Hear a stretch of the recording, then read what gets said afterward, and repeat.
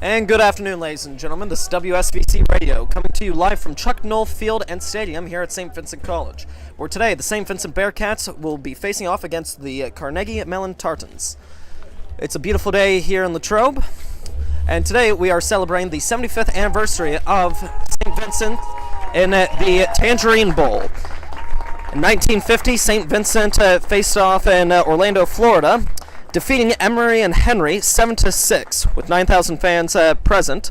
This was the most famous football year for St. Vincent, with Coach Al DeLuca in his second year. The Bearcats compiled a 10-0 record, shut out 8 of their 10 opponents, and outscored their opponents by a total of 234-12. And as the teams begin to take the field, we were happy to have our lead sportscaster here today, Colt Easterling, who joins me at the table, along with St. Vincent Sportscasting team member Logan Roop, who will be commentating today's game. Gentlemen, it's great to have you here. Great to be here. I'm excited to watch some football here. Thank you for the introduction. I'm also very excited to see what happens today. Yeah, Logan's first broadcast here today. I'm a little more experienced, got one game under my belt, so we're excited to have him alongside me here today. Yeah, thank you, Colt. Yeah, a little bit nervous, but you know what? That's all in the experience. Hey, we're gonna watch a good football game today. See what can happen. As St. Vincent makes the charge down from the Carey Center, they're gonna take the field here in just over 7 minutes.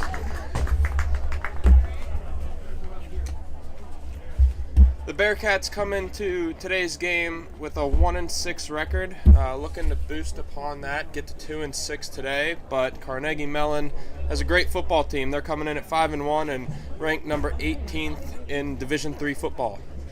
Yeah, very strong squad from front to back. Their quarterback, Ben Mills, is looking to make some history here today. He needs 112 passing yards in order to break the all-time Carnegie Mellon Tartan record for passing yards in a career. So expect to see some history broken here today at Chuck Noll Field.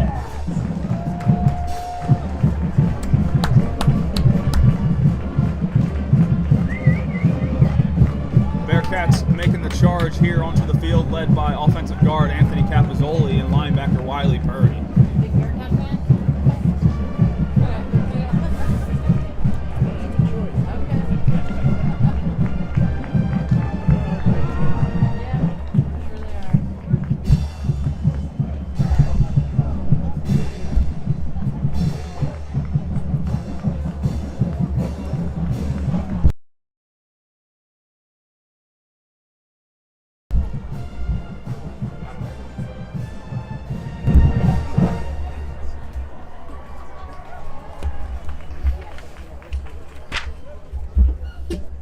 Now on the field for today's coin toss, Carnegie Mellon's captains, number 6, Matthew Everett, number 8, Robert Corey, number 21, Trey Vassilitis, and number 93, Mitchell Stokey.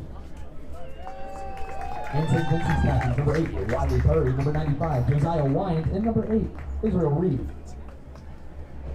And we welcome today's honorary captains from the class of 2006, St. Vincent College Executive Vice President, Dr. Jeff Mallory, and from the class of 2012, and SVC Hall of Famer, Armando Fortunato.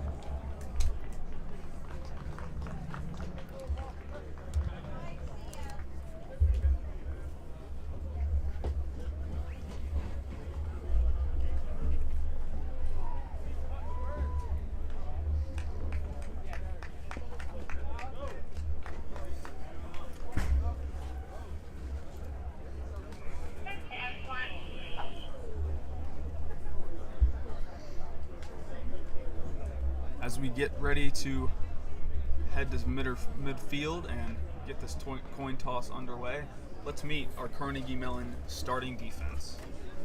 Defensive end, senior Mitchell Stokey. Defensive tackle, senior Caleb Brost. Defensive end, senior Vincent Cece. Linebacker, graduate Thomas Corey. Linebacker, senior Evan Roper. Linebacker, freshman Robert Corey. Linebacker, graduate Logan Young. Cornerback, senior Jackson LaHoye. Safety, senior Nolan Pittensberger. Safety, junior Jacob France. And cornerback, graduate Adrian Williams. Now for your Carnegie Mellon Tartan, offense. Quarterback, graduate, Ben Mills. Running back, graduate, Trey Vasiliadis. Wide receiver, senior, Dominic Voiland. Wide receiver, sophomore, Reese Kolke.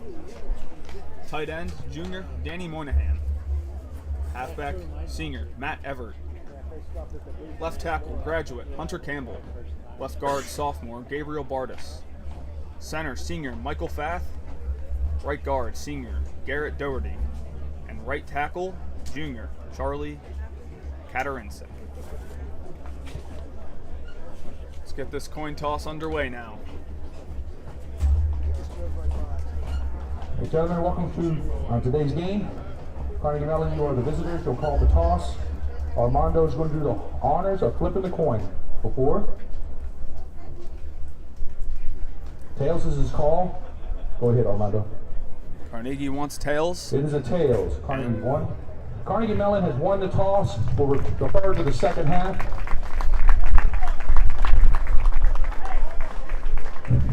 St. Vincent's will receive the opening kickoff.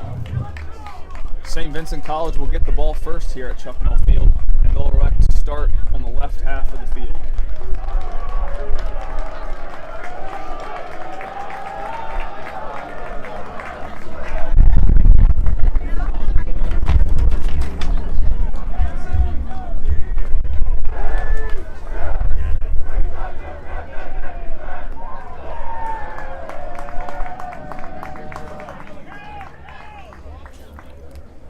Just under 2 minutes here till kickoff.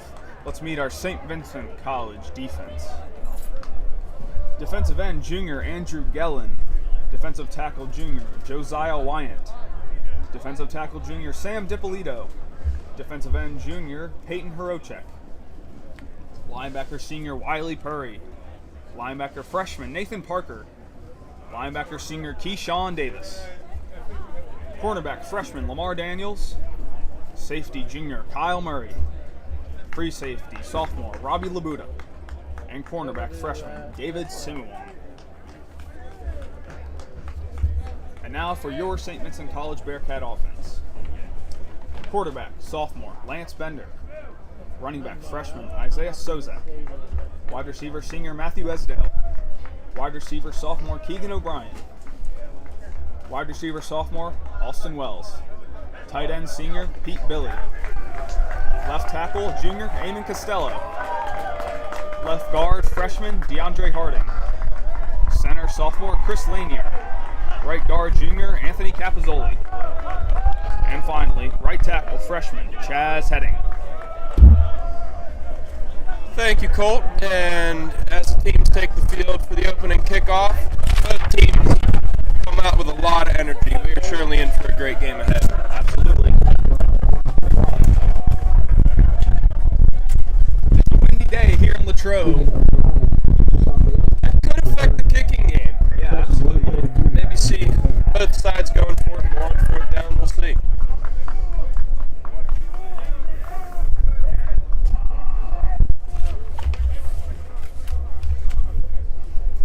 It'll be kicker number 32, sophomore Jack Norrell, kicking off for Carnegie Mellon to start this game. It's Keegan O'Brien and Keyshawn Davis in the backfield for St. Vincent.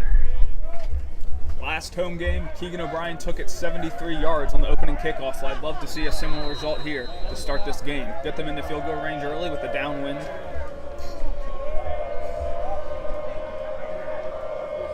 And here we go. It's game time here in Latrobe.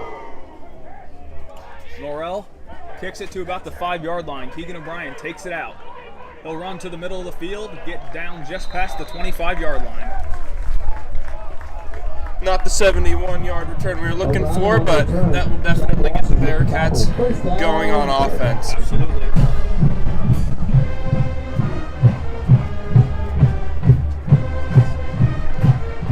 Lots of energy early. You can really feel it here. Yeah, absolutely. 75th anniversary of our best team in program history. And it will be sophomore Lance Bender under center for the Bearcats. His first start ever at St. Vincent College. And another youngin in the backfield is Isaiah Sozak. We'll see what they go with first here today.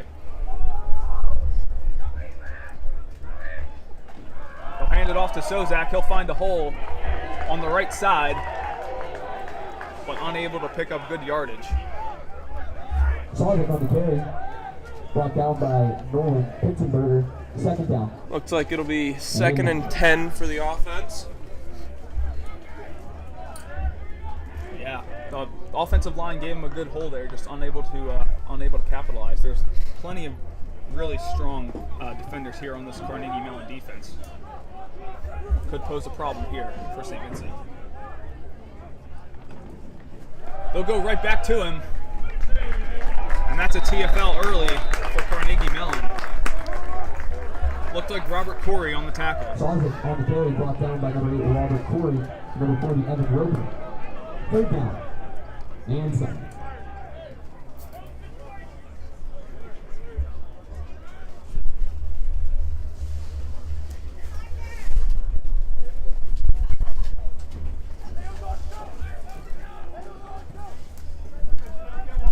You got to think pass here for the Bearcats. It'll be Lance Bender's first pass in this game. Yeah, it looks to be about 3rd and 13 to go, so hopefully they can make up a nice chunk of yardage here. Yeah, it will be pass. He's looking to number 10. That's Matthew Esdale. Pass ball is incomplete, intended for Esdale. Fourth down. Went to the sideline there for the pass. Just not enough juice on the throw to get that first down. Deshaun Alexander on the punt. And we'll see our first punt of the day. Deshaun Alexander back to receive the snap. You know, looking in warm-ups, he was really putting it into the ball. Real nice punt, so hopefully he can pin Carnegie Mellon back deep. Yeah, last week he had his longest punt of the season. And with this downwind action we got going here at Chuck Knoll, I would expect him to break that once again. But there is a flag on this play. We'll see what it's for. Prior to the snap, offsides on the defense, unabated to the kicker. 5-yard penalty, still 4th down. That'll bring up 4th and short for St. Vincent. They'll elect to punt once again, though.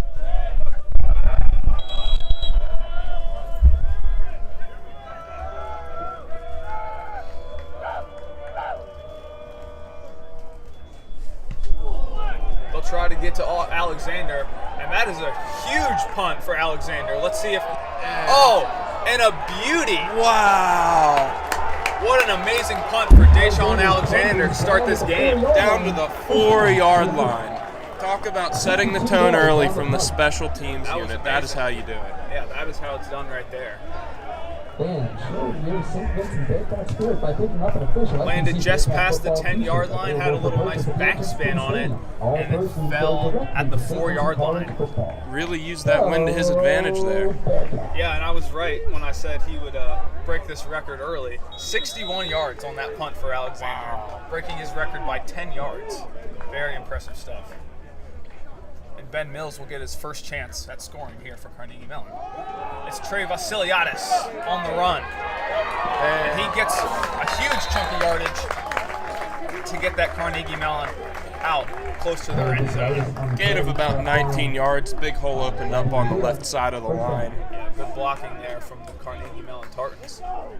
Wouldn't be surprised if Vasiliadis gets lots of looks today. And They go right back to him.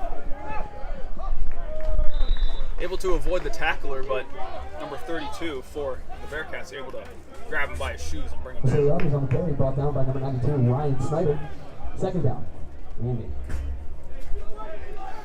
2nd and 8 here. Bearcats defense hoping to build off of that stop and force a punt here early.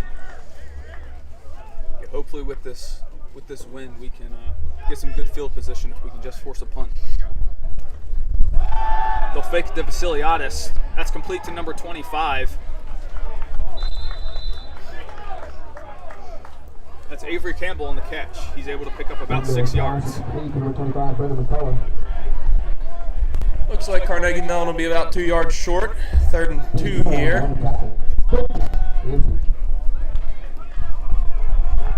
You know, with the wind, I wouldn't be surprised to see a lot of rushes, but if they can get the ball out open into space, maybe the receivers can make some things happen today.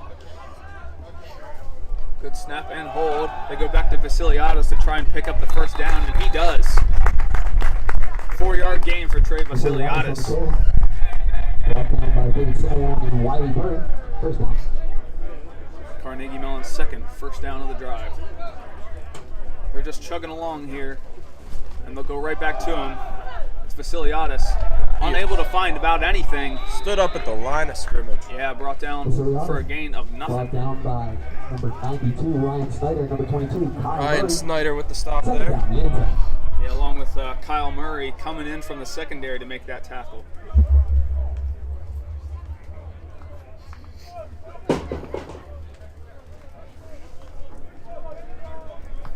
Second and 10 here.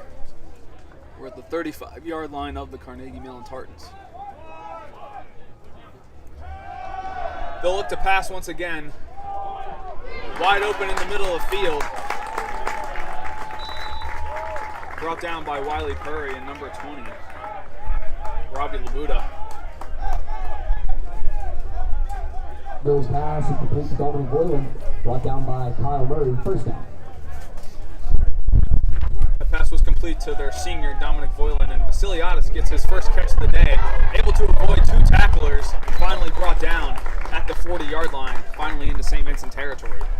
Bills pass is complete to Vasiliadis. About a yard short of the first down, but Carnegie Mellon is charging on this first drive today. Second down. That was after the 13-yard gain to Voiland. That was a 12-yard pass, complete and run to Vasiliadis. Ben Mills with a designed run here, Using his legs. It's down to the 10. not necessarily known for his running ability, but definitely has it in it if they need a designed run from him.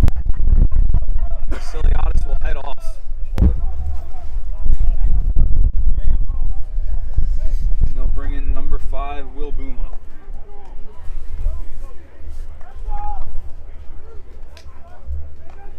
Mills took it to the St. Vincent 18-yard line.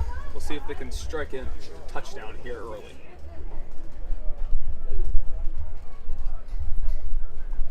They'll fake to Balma. Set up the screen to number 25. That's Brennan McCullough once again. He's brought down for a short gain. Bills pass complete to Brendan McCullough. Brought down by Sam DiPolito. Second down. About second and 7 here. Carnegie Mellon looking to score. My guess is they're going to go back to the run game here. Yeah, wouldn't be surprised. Vasiliadis still on the sideline though. I got Will Booma to the right side of Ben Mills. Receiver in motion. And they will go back to the pass though. It looks like a touchdown from here. It is. The pass from Ben Mills is complete. And Carnegie Mellon strikes early. First touchdown of the game. Number 6, Matt Everett. Touchdown. And that's the senior Matt Everett for the receiving touchdown. Tight end at 6'2", definitely used his size to his advantage there. Yeah, absolutely.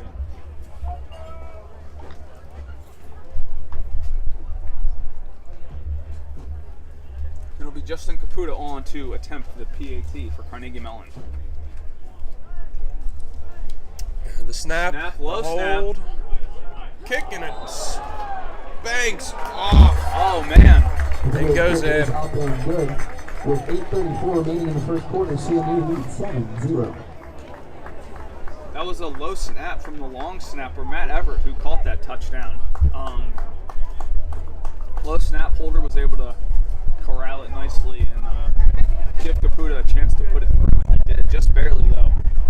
Dinked off the left upright and fell in behind the goal. Yeah, wind is definitely playing a factor early here.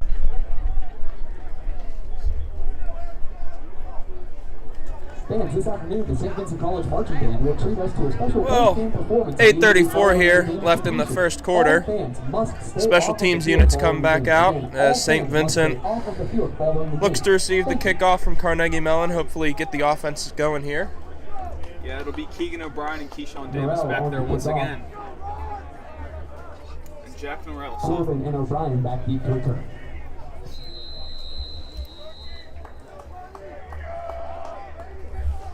As the sophomore gets set to kick this off.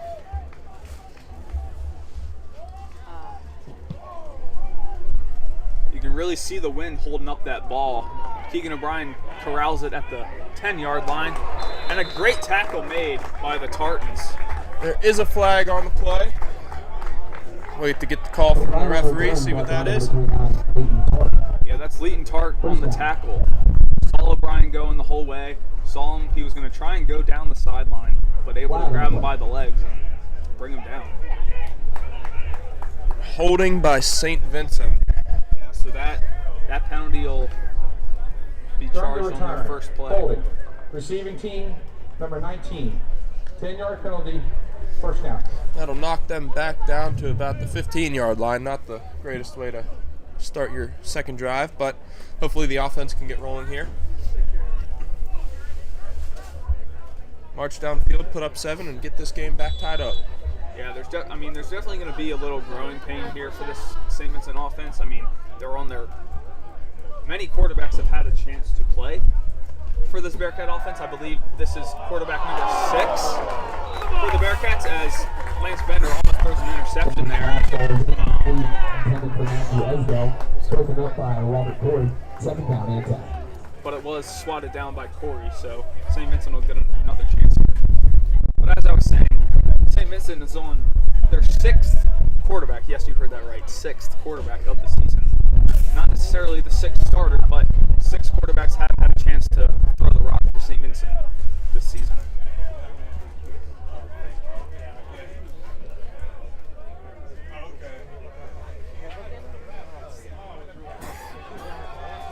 Hand off to Keegan O'Brien. Picks up about 3, 4. You know, O'Brien on the jet sweep there. Very versatile player. Very versatile player, able to do the kick returns, kick and punt returns. Obviously, his main position is a wide receiver, but you can use him on jet sweeps too. Able to pick up only 1 yard on that play, brought down by Stokey and LaHoye. And they'll likely look to pass once again. It's Brandon St. Pro in the backfield with Bender. They will look to pass, scrambling. And a catch there by number 4. That's Austin Wells with a huge pickup for the Bearcats. Cornerback looked to overrun in the coverage and just open up a hole for the pass to get through. Yeah, he committed too much on trying to get the interception, but a beautiful pass and run by Wells and Bender there. Able to get into Carnegie Mellon territory. And there's a flag for roughing the passer. Man, so that makes that long play even longer for St. Vincent. And with this downwind, they're well within striking distance.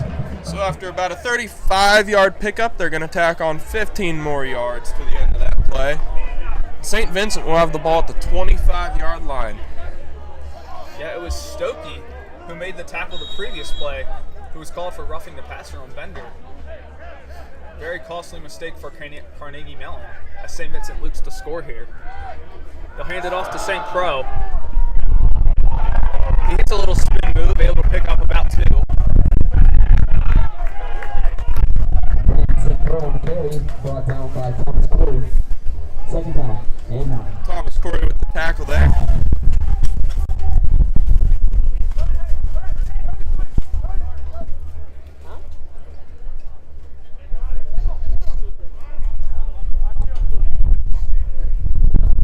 St. Vincent's on the CMU 24-yard line. 2nd and 9 here. Got O'Brien in motion once again. Look to him for a big score. As number 7 goes down for Carnegie Mellon, O'Brien able to pick up some nice chunky yardage there and get the St. Vincent first down. Offense definitely seems to have picked up a rhythm since that first drive. Yeah, that was a nice little curl route from O'Brien. They were expecting him to go a little deeper. And France, I guess, just slipped, or I'm not sure what happened there, but France committed a little too hard, and O'Brien was able to pick up the first. Yeah, utilize the middle of the field, get into some space.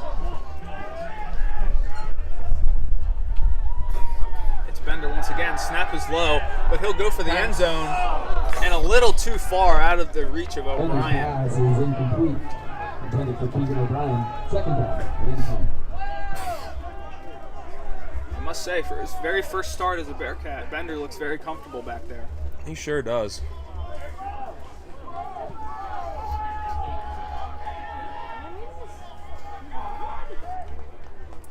St. Vincent would love to tie this game up. They've been shut out in their last 2 games.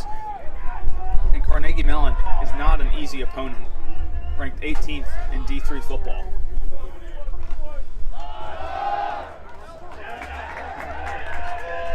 Flag on the play. Looks like there'll be a personal foul on St. Vincent if I had to guess. Tim Burrow on the carry. There was a little shoving after the Brought down by play. Vincent Susie. Flag on the play.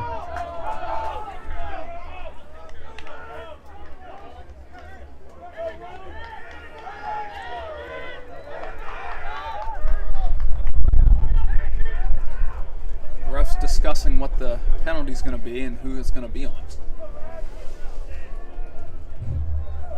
Personal foul.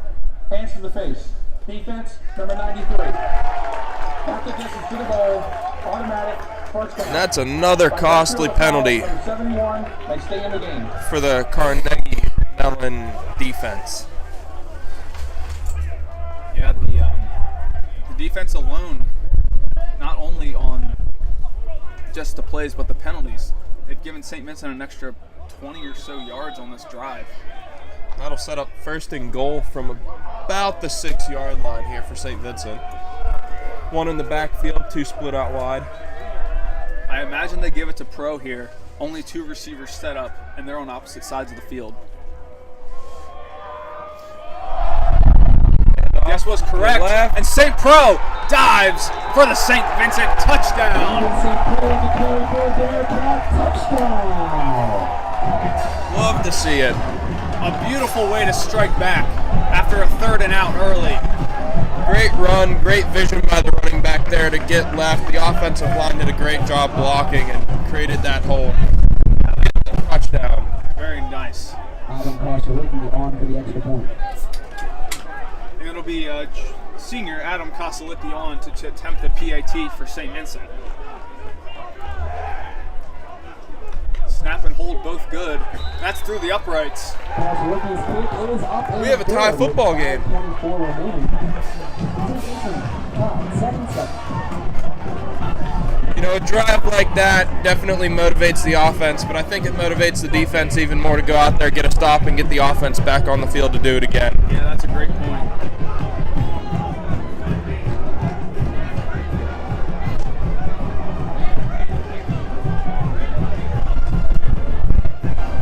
About a 3-minute drive there from the St. Vincent offense. Following today's game, St. Vincent Campus Ministry invites all fans to Mass beginning at 4:30 in the Mary Mother of Wisdom Chapel in the Robert S. Carey Student Center. Yeah, what a beautiful drive for St. Vincent. And, I mean, you got to think, maybe the coin toss had more of an implication than we thought. I mean, maybe picking the field was better than receiving or deferring first. I have to agree. Use the wind to your advantage. Looks like Justin Embry out there to kick off again.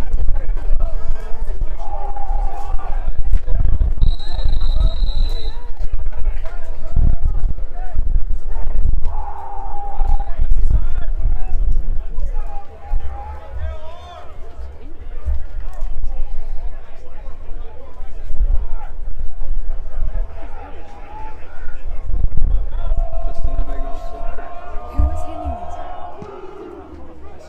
Do you know who? Sabine. Ball's kicked to about the goal line. That's taken back out by number 5 for Carnegie Mellon, Will Boma. Boma on the return. Brought down by Jamar Jones Jr. Flag on the play. And Carnegie Mellon will start with the ball at their own 25-yard line. Downs on the tackle. Looked like there was a flag on the play. We'll see if they get a few more yards or get taken back again. Personal foul. Illegal low block. Receiving team, number 0. After distance to the goal. First down. And another costly penalty for Carnegie Mellon. Yeah, that's DJ Johnson. Went for the legs on one of the St. Vincent defenders there. pushing back the Carnegie Mellon offense once again. They'll start deep in their territory once again, but as we saw last time, that didn't seem to matter too much. Looks like they'll get the ball at the 10-yard line now. Yeah, Ben Mills about 70 or so yards away from breaking this passing yard record. No running back in the backfield, but Boma comes into motion and is able to pick up about a few yards there, maybe 4 or 5.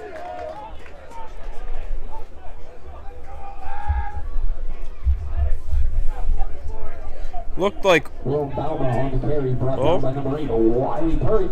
Wiley Purry on the tackle there. Yeah, he's been a absolute superstar for the St. Vincent defense for the past 2 years.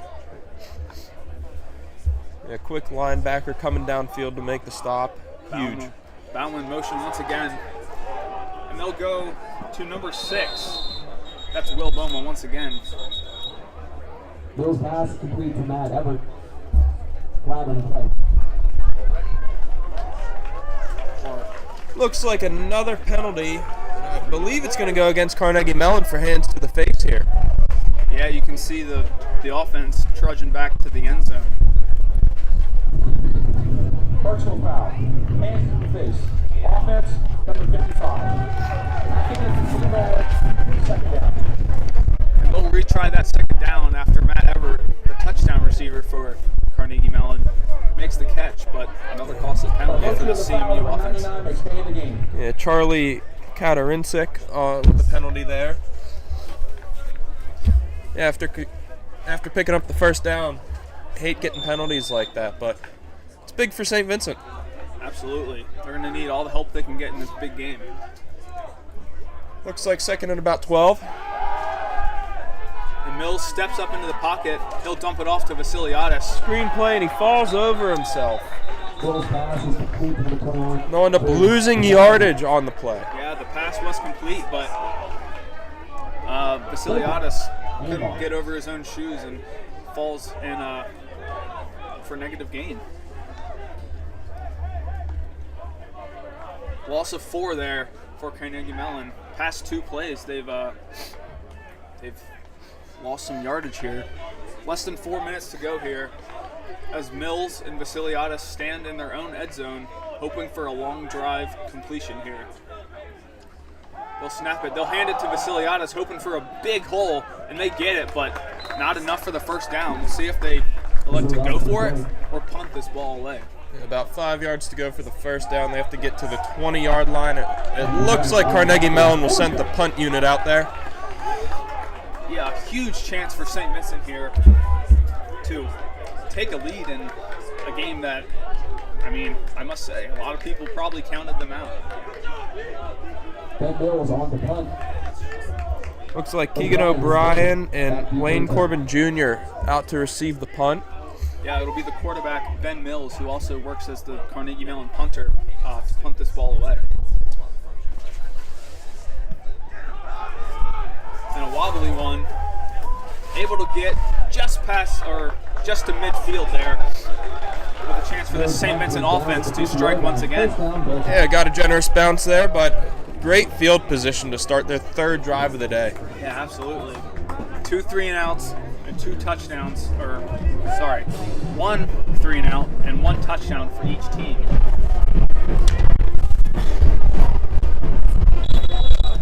Like I pointed out earlier, it looks like the defense definitely took the momentum from that offensive touchdown and put it into that last drive. Yeah, the offense didn't have much time on the sideline after that quick 3-and-out. Let's see if they can use that momentum to their advantage. It's O'Brien on the jet sweep, and he's able to pick up a few yards. O'Brien on the carry, brought down by Jackson LaJoy. Second down, and 8.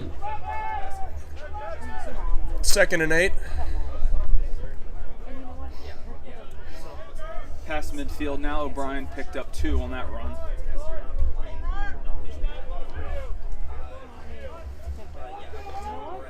The star running back who had himself a career game against Allegheny last month, Dante Sanders, is not playing today. So we'll see a lot of different runs here, or lots of different running backs and wide receivers getting chances here for St. Vincent. As Bender throws an interception. And Nolan Pitzenberger came up with the catch.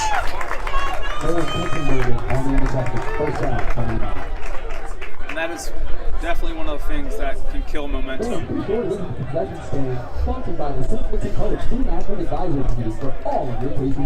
Yeah, the two corners came in, looked to make a good play on the ball, and they did.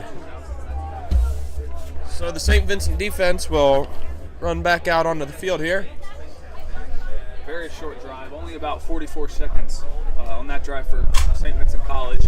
As Ben Mills and the offense will get another chance to strike against this St. Vincent defense. Their best field position of the day, they'll give it to Will Bauma, who was able to get just past the 30-yard line.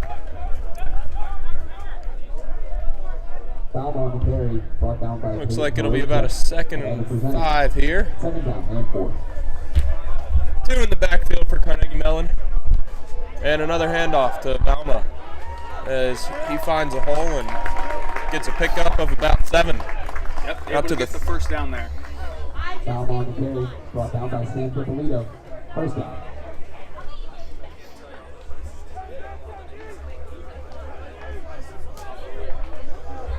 Carnegie Mellon seems to be getting into a rhythm here. Yeah, looking for vengeance after an unfortunate drive. And 2 in the backfield again, so it looks like they'll be passing. That's a pass complete to Matthew Everett, the senior tight end. Pass is complete to Matt Everett, brought down by David Simawong. David Simawong and Wiley Purry on that tackle for St. Vincent.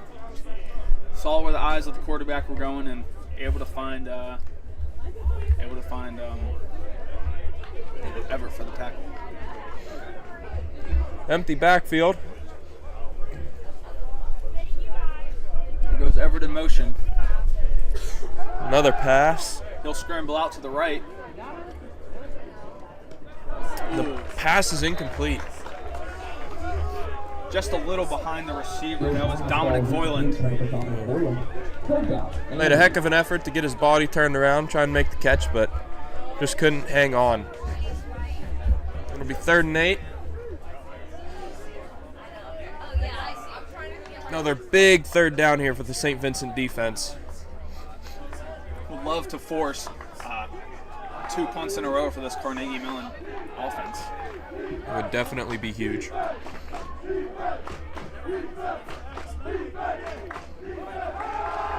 Good snap, pressure, and an incomplete pass. That was a beautiful play there. Intended for the freshman, Victor Ruland. And the defense will force a 4th down. And the punt teams come out for both sides. The freshman making a huge play for the St. Vincent defense. The receiver juggled it a little bit. It was Reese Kolke trying to bring that one in, but unable to after his feet were too close to the sideline, and a great play by Simawong able to force this punt. You know, is this the point where you go after the punter and try and block it? Doesn't look like they will. And that was close.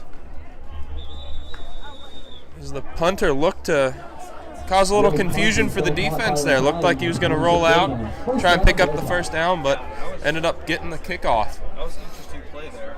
Yeah. The freshman Lamar Daniels was the one closest to blocking Mills, but kind of stood back on the punter there. But Keegan O'Brien with the fair catch. St. Vincent will start this drive at about the 26-yard line. 27.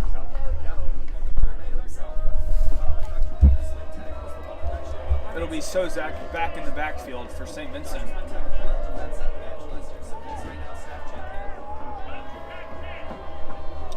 And Bender sending his receiver in motion, but a whistle's blown. Prior to the snap, timeout, St. Vincent.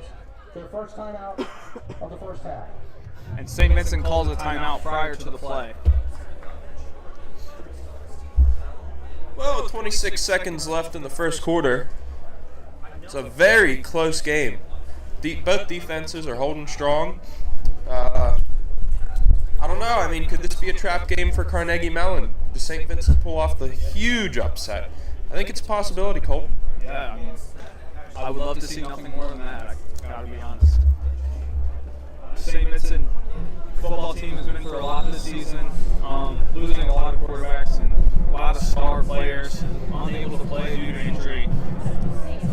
So, a win at home during the anniversary of the greatest St. Vincent football team against a ranked, nationally ranked football team. I mean, you never know. Yeah. They'll go with the jet sweep once again. And the ball comes The out. ball's loose. But St. Vincent able to recover it. And it looks like they'll take, Wayne Corbin on the carry. looks like a play that was going to be a loss of yardage and then fumbled will end up being recovered for a gain. Yeah, it looked like one of the offensive linemen able to jump on that one with their quick feet. And at the 1 quarter play, the score is tied, 7-7. And that'll bring us to the end of quarter number 1 here at St. Vincent College. We have a tie football game. St. Vincent 7, Carnegie Mellon 7.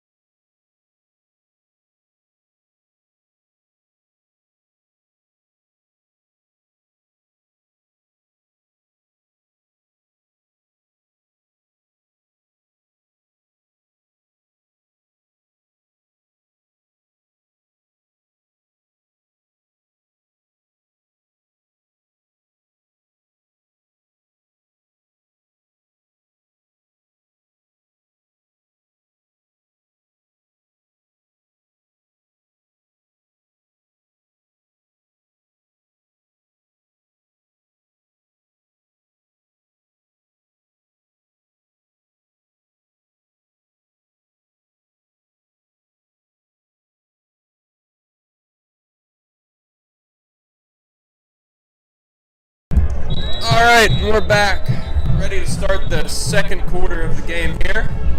Yeah. Fields have switched, and St. Vincent looks to be on their own Oh, 27-yard line. had to respot the ball there. Definitely don't want to be losing any field position. Yeah, need as many yards as we can get here.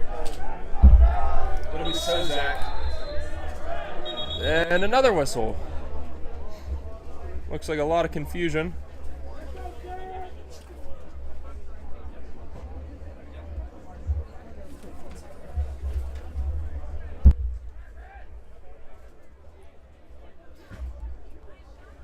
As the referees meet to discuss, well, I'm not too sure what they're discussing. Campus Ministry invites all families to Mass beginning at 4:30 in the Mary Mother of Wisdom Chapel in the Robert S. Carey Student Center.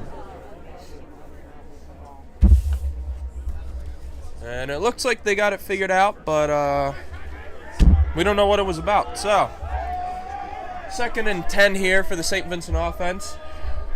The start of the second quarter. Bender back, ready to receive the snap. Looking to his left, it's O'Brien, complete to him. Oh. And a huge tackle. Big hit. And there's a flag. There's a flag. We'll see who it goes against. Looks like a little pushing and shoving after. Flag on the play.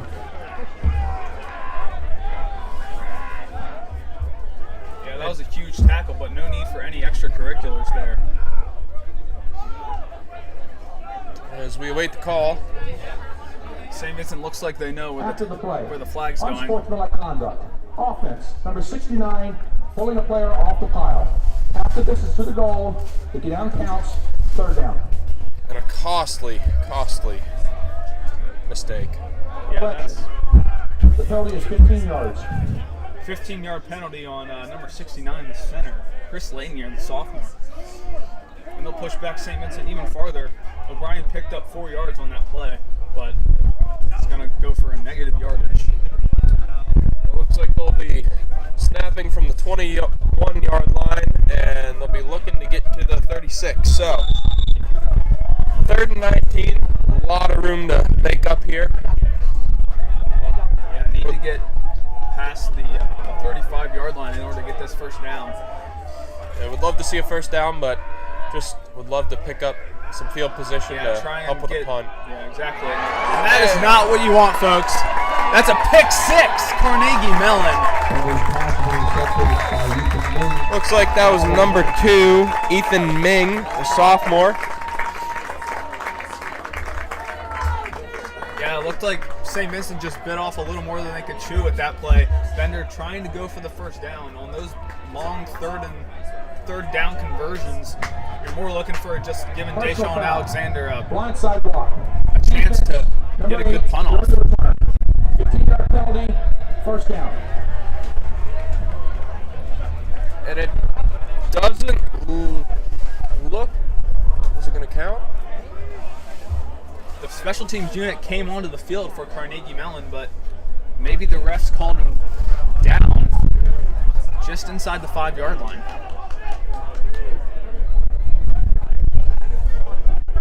So it does not appear that it was a pick 6, but definitely an interception. And a 15-yard penalty was added on.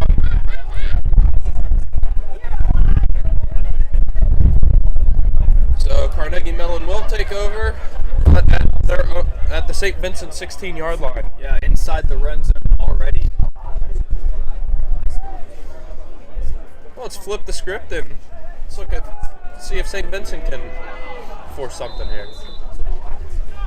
Quick pass over to number 25. Yeah, Brendan McCullough, he ended up falling over and lost 2 yards. So Yeah, one thing about the Pack is that people don't necessarily think about is that every team except for St. Vincent plays on turf fields. So this grassy area could make it a little difficult for these opposing teams coming in on some surfaces that they're not used to. that is a good point, Colt. CMU looks drops back to pass. Yeah, definitely a hold there for Kyle Murray. That'll be a spot at the foul, and they'll bring that down to the 2-yard line.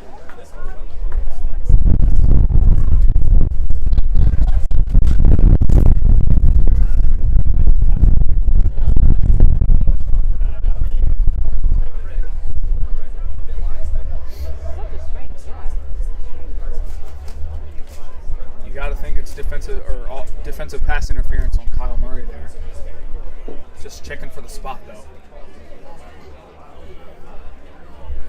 Even with the pass interference, looked like, I believe that was number 86, Carter Sheets, made a heck of an attempt to try and catch that pass. Yeah, got his Pass hand on it. interference. Defense, number 22. 15-yard penalty, automatic, first down. So pass interference is the call. Yeah, Carnegie will go with an empty set here. Probably either a pass to DJ Johnson or a designed run for Mills. And it's a designed run. He'll bounce to the left side, able to get the touchdown with ease. Costly mistake for St. Vincent, and Carnegie Mellon was able to capitalize as they send the kicking unit out for the extra point.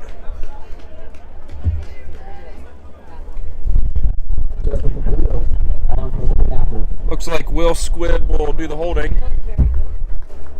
And Caputa on to attempted PAT for Carnegie Mellon.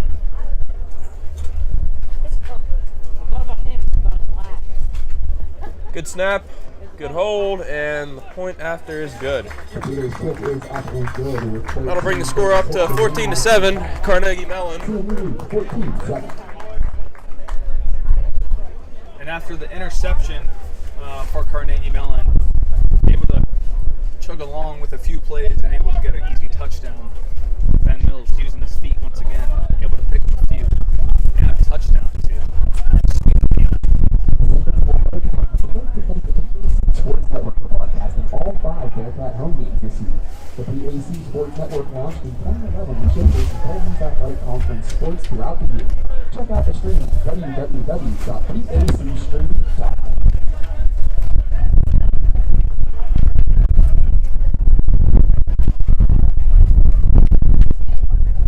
One thing of note, I know we're only a quarter in, but Wells and O'Brien back deep for a turn. Carnegie Mellon have recorded at least 2 sacks in 28, or 26 of the last 28 games, but none here today. So this thing is offensive line doing some good work here early. They'll go with a little squib kick there. The kick will go out of bounds, so that will help the St. Vincent offense get into a pretty good field position to start this drive. Yeah, that was an interesting one. Looked like a trying to catch the returners off guard there. Yeah, certainly caught me off guard. Yeah, me too. I was not expecting the ball to go so short, but regardless, it'll be St. Vincent football.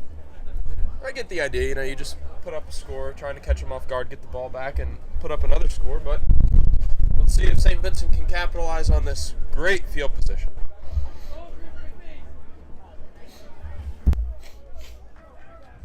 There was no foul for kick out of bounds. The ball was touched in the field of play by the receiving team.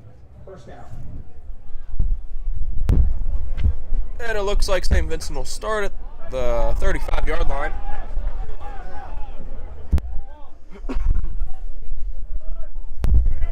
It'll be Lance Bender and Brandon St. Crow in the backfield for St. Vincent. St. Crow, obviously, the touchdown scorer for the Bearcats. They'll go to him once again. There's a big hole on the left side. And he's able to pick up quite a few. Hurdle! Oh my goodness! What a play from St. Crow. A great run. Goodness. Wow. Showing off his athletic skill.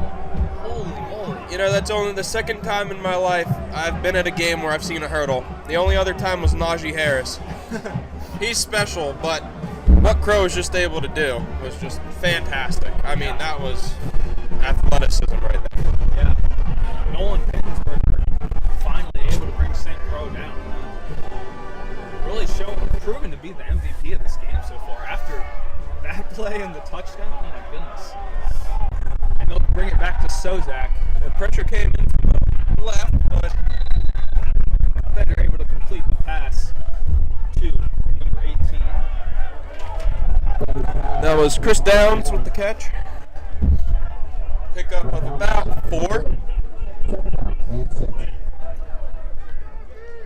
And St. Crow, I mean, a 15-yard gain before the hurdle, but he didn't have enough. Able to pick up an extra 4 after an amazing play.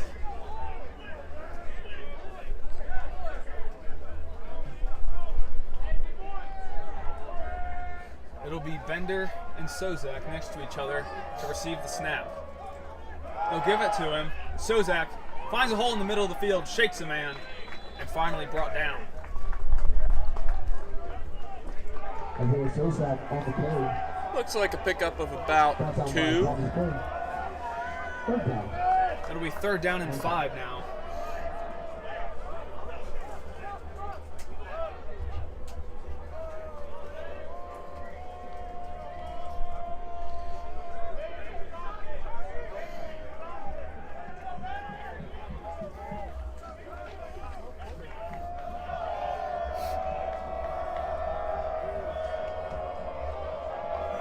Carnegie Mellon looking to gain some momentum. And Bender drops back to pass. And he's hit as he throws.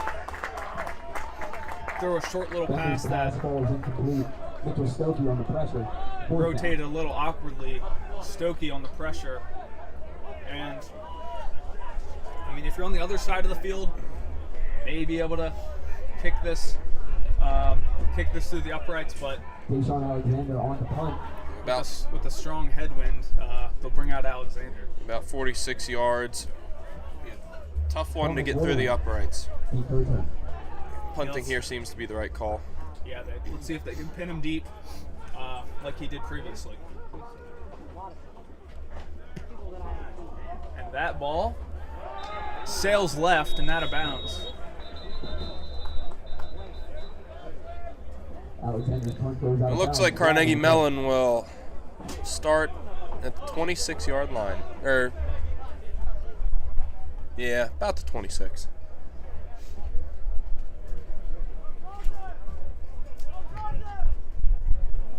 During the kick, holding. There was a flag. 13, number 2.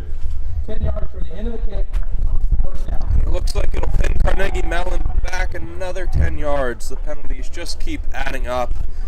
So they'll start around the 16-yard line. That was number 2, Chris Jaya, for this Carnegie Mellon special teams. That's who the penalty was on.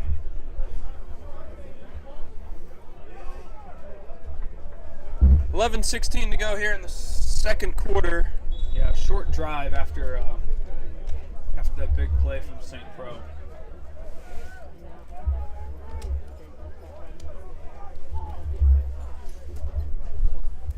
Three out wide. Let's see what Carnegie Mellon has in store here. We'll hand off. Thought I saw a false start from the defensive line of St. Vincent, but clearly not. Looks like the flag came in. Vasiliadis on the carry, brought down by a gang of Bearcats. Flag on the play. Yeah, took about 3 or 4 Bearcats. Holding. Offense, number 74. And not the call we were expecting. No, not at all.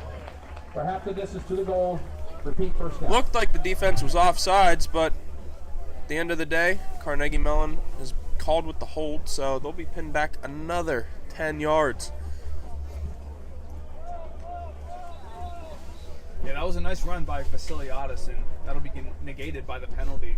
Just stuck his head down and trudged through all the Bearcats in front of him.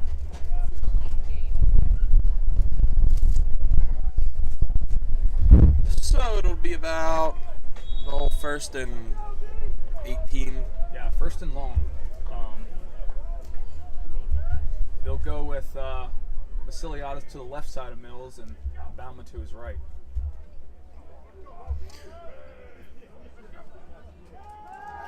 Mills looking to pass, and that's complete.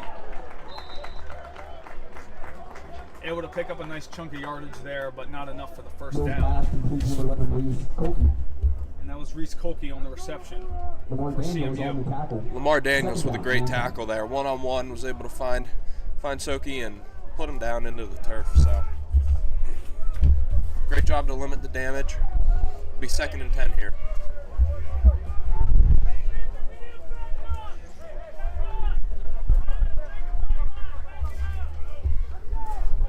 They got McCullough out down low. Yeah, Everett in motion. Looks like he'll be blocking for Vasiliadis, who's able to pick up a really nice yardage there for CMU. Able to get the first down after a long run. Brought down by Wiley Curry. Flag on the play. And another flag. Lots of laundry on the field today, Colt. No, absolutely. Lots of yellow flying around here. Holding. Offense, number 85. And another holding Second call. down. Yeah, that's the tight end Danny Moynihan, the junior for Carnegie Mellon, who hasn't seen much action here today. But So after a first down pickup, they're going to be pinned back again. It'll be about 2nd and 16. See if the defense can come through with a big stop here.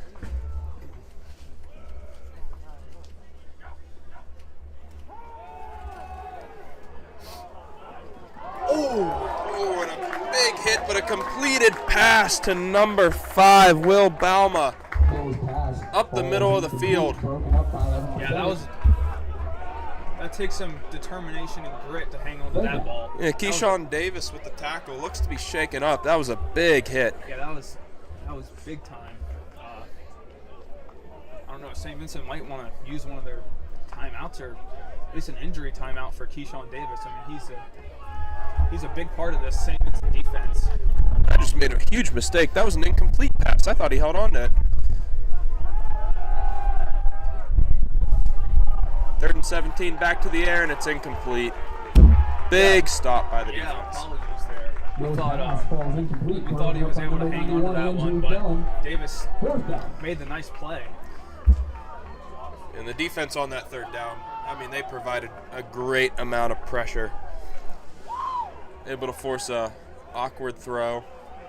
Yeah, not necessarily a long drive, but a long sequence for sure. We had a couple different first down attempts, a couple different second and third down attempts for this Carnegie Mellon offense. But Mills will be pinned back in the end zone, looking to use the wind to his advantage here. That'll be O'Brien. And it's going to Bounces over his head, and it's just going to keep on rolling down to the 31-yard line of St. Vincent. very gracious bounce as that ball bounced well before the 50-yard line. Just found a way to keep rolling.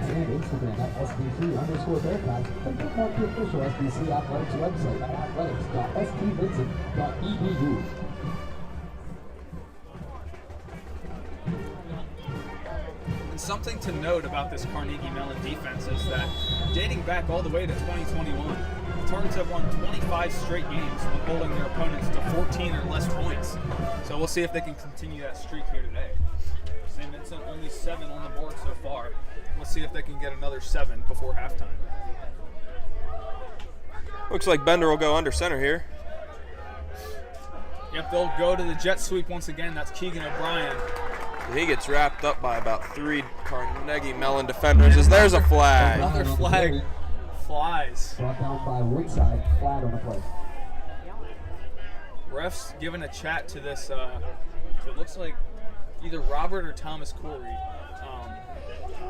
After the play, personal foul. Offense number 44. 15-yard penalty. It'll be second down. Yeah, they'll bring that penalty on St. Vincent, and they'll knock them back another 15 yards after a no gain from the Keegan O'Brien.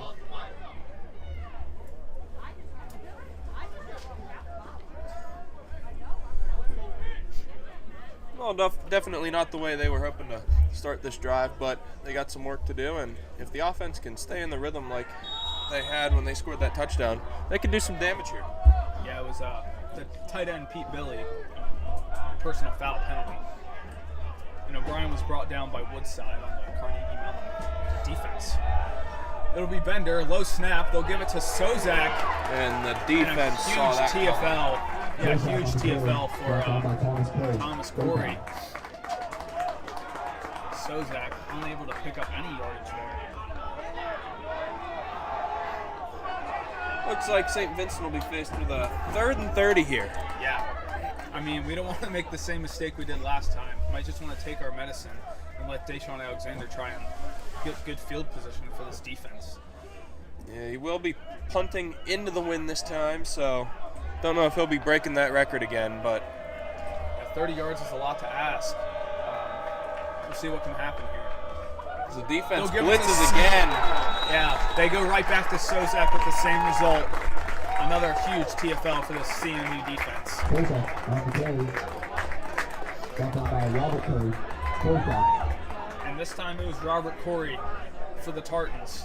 Sozak, after a breakout game last week against Westminster, having trouble finding any gaps here today. And Deshaun Alexander back out to punt it away.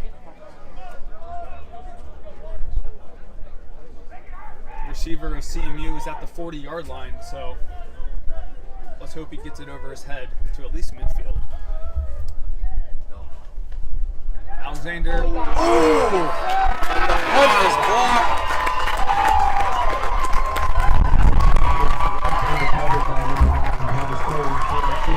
That's a touchdown for Carnegie Mellon. Yeah, just like that. St. Vincent is quickly down 13 points. Defense able to get to Alexander quickly, and when his foot made contact with that ball, Corey just caught it like it was a reception. That was something. And it'll be Justin Caputa to attempt the PAT, and St. Vincent will get the ball if this is good. It looks like the Carnegie Mellon defense has really found their stride, and they're putting a lot of pressure on the St. Vincent offense. Yeah, the blitz seems to be working very well. As Caputa boots it through, that makes it a 14-point game. Carnegie Mellon up 21-7 on this Bearcat team.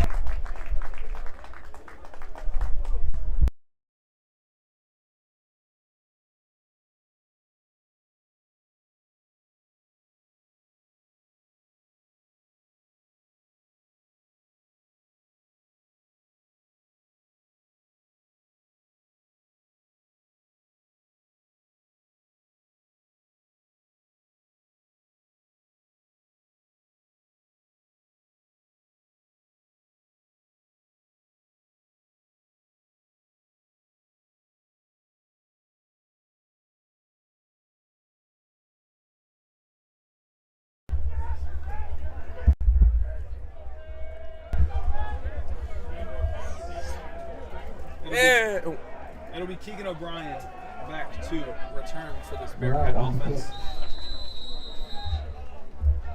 Corbin and O'Brien back to third time. It'll be Wayne Corbin who fumbled earlier in the game. Jack Norrell with the kickoff. And O'Brien will let it sail over his head into the end zone First down, Bearcats. for a touchback. And St. Vincent will start at the 20-yard line.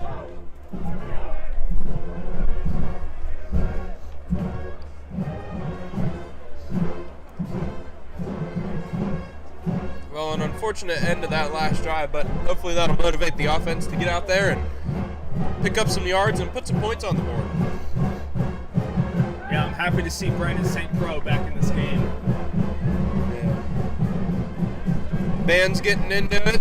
Sideline. Look like they're getting into it. Let's put a drive together here. Ooh, Handoff. St. Croix on the handoff. Picks up about one. It'll be 2nd and 9 for the St. Vincent offense.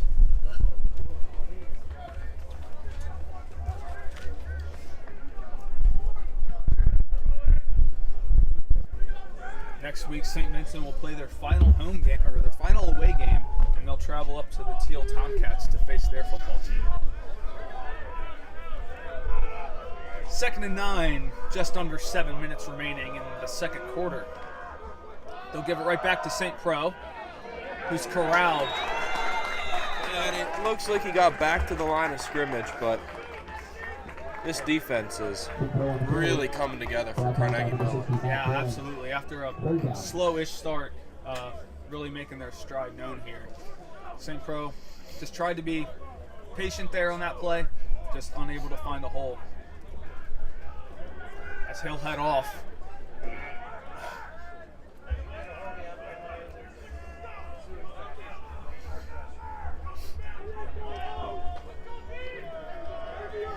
They'll put back in the freshman.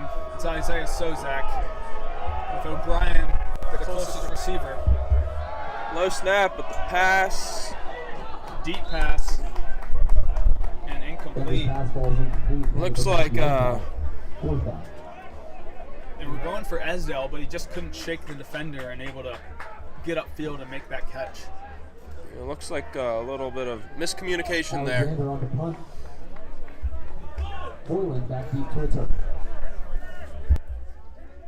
And a very quick drive for this St. Vincent offense. As the punter comes back on, it's Deshaun Alexander. Let's hope he gets this one away. And that one looked probably kicked off the end of the foot of Alexander. Alexander's punt is down. Only able to get it to the 40-yard First down, line. Carnegie Mellon. And Carnegie Mellon already into St. Vincent territory. Only a 16-yarder there for Alexander. Fans, be sure to visit the concession stand sponsored by the St. Vincent Student Athlete Advisory Committee for all of your Casey treats. And the St. Vincent defense takes the field again. Here comes the Carnegie Mellon offense, looking to put up another 7, really blow this game open. I just wanted to double check the punt record of St. Vincent because 61 is a long way, but back in 2021 we had a 74 and Ben Mills really airing this one out, and that's a one-play drive for Carnegie Mellon. And that has a chance to be the record breaker for Ben Mills. We said earlier in pregame needed 112 yards against St. Vincent in order to break the record. And he picked up about 40 there, so. Yeah, he's close. He has 93 on the day. Next drive, we could see some history. And Caputa comes right back onto the field to make this a 21-pointer for Carnegie Mellon. And his point after is good. With 5:32 remaining in the first half, Carnegie Mellon leads 28-7. We see junior Braden Boggs, number 1, another quarterback for St. Vincent, getting loose on the sideline. Maybe we see a switch at halftime.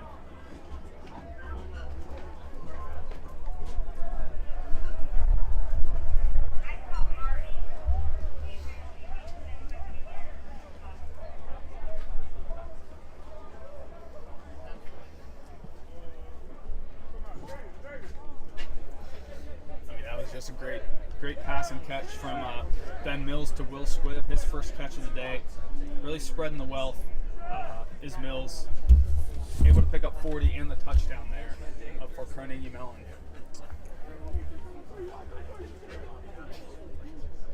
Six different offenders for Carnegie Mellon have at least one reception. And Squibb now the receiving yard leader for Carnegie Mellon with that 40-yard bomb. Jack Norrell on the kick. Jack Norrell back out to kick it off to the St. Vincent Special Teams unit. Kick is off. A high one. It'll be Wayne Corbin. So He'll go up the middle of the field. Just gets tripped up.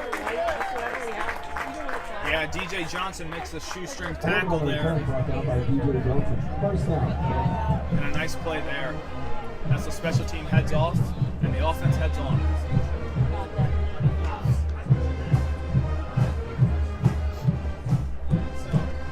St. Vincent will start at the 24-yard line. 5:27 left in the second quarter. Hopefully they can put together a lengthy drive here, run some time off the clock, and get into the half. That was a 17-yard return for Corbin. Bender's still in the game. They'll go back to the blitz. And Sozak brought down for another negative gain. Sozak on the carry. Brought down by Damon Parton. Second down.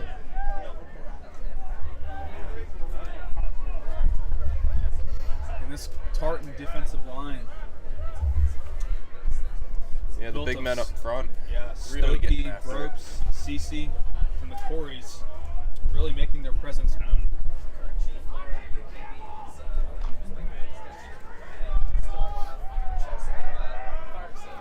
Three on the line. Looks like they got three linebackers right in the middle of the field. Sozak goes for the low block, and Bender throws it. Trying to go to Austin Wells on that one, but a little too short. Yeah, senior linebacker Evan Roper came in from the middle, put a lot of pressure on Bender there. Was able to force a throw that couldn't get the first down. Yeah, I don't see an issue going with the pass there. I mean, the run doesn't seem to be working very well, and especially if they're not going to get the game clock down to 1 when they snap it. I mean, I feel like you got to go pass. 3rd and 12 here. Need to snap it quick. And pressure. And he's hit as he throws, and that'll be Bender's 3rd interception of the game. This time brought in by Nolan. number 14, Nolan Pittsburgher. Intercepted it around the 40-yard line and was able to take it down to the 25. So a 15-yard pickup for the defense there, and Carnegie Mellon coming out with great field position again. Yeah, touchdown before the half. Puts this one out of striking distance. Well, Carnegie Mellon already in field goal range. Hopefully the defense can make a few tackles for a loss, maybe a sack here, and pin them deeper. This is only fueling this Carnegie offense. And there's a flag. Prior to the snap, false start. Offense, number 74. Just like that, Carnegie Mellon's pinned back 5 yards for a false start. Yeah, that'll definitely help out this St. Vincent defense.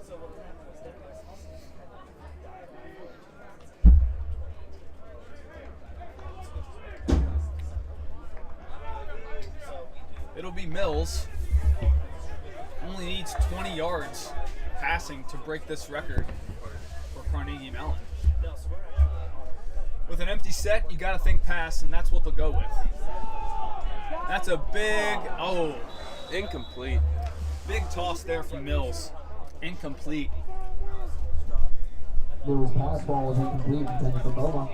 Second down, and 15. Mills having a very impressive game. 10 for 14 through the air, 93 yards, and also some nice plays with his feet. Had that long rush earlier in the game, also had a rushing touchdown to add to his stats. They'll give it to Vasiliadis. He was able to throw his head down and pick up some nice yardage there. Take a quick look around the pack. Grove City is hosting Teal this weekend. They're up 35-0 in the second quarter.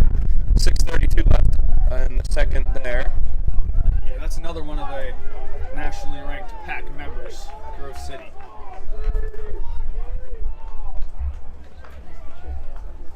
Looks like Allegheny hosts Waynesburg tonight at 5, and Westminster hosts Case Western Reserve at 7. They'll fake it to Vasiliadis. Mills. Pass is complete. Keyshawn Davis unable to make the tackle. Mills' pass is complete to Brendan McCullough. And that's Brennan McCullough on the catch. His 4th reception Brought of the down by day. number 58, Nathan Parker. Finally brought down by the freshman Nathan Parker, who totaled 9 tackles last game against Westminster.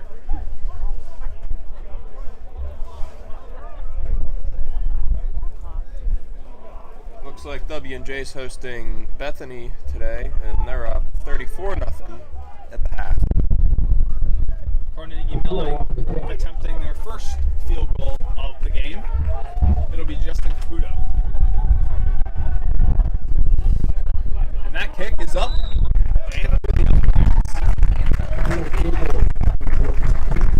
So that'll make it 31-7.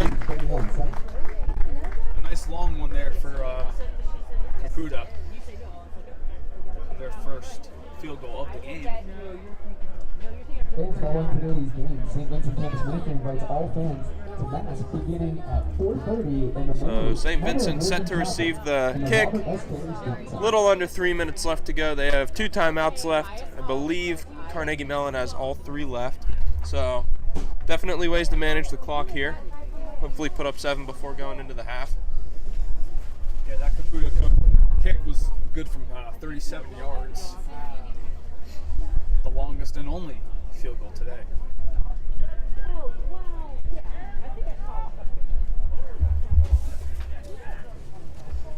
Morrell on the kickoff. Last week, O'Brien and Wells Tartans back had a to huge win, winning 66-0 against Bethany. Bethany is the final team St. Vincent will play. And we'll be back on air for that game in 2 weeks. So look out for us when we hold that game. And that's Wayne Corbin Jr. on the turn, able to get to the 21-yard line of St. Vincent. Yeah, great kickoff down to the 1-yard line. Had to return it. Austin Wells able to bring it out to about the 24-yard line, so about 23-yard, or about the 21-yard line, so about a 20-yard pickup there.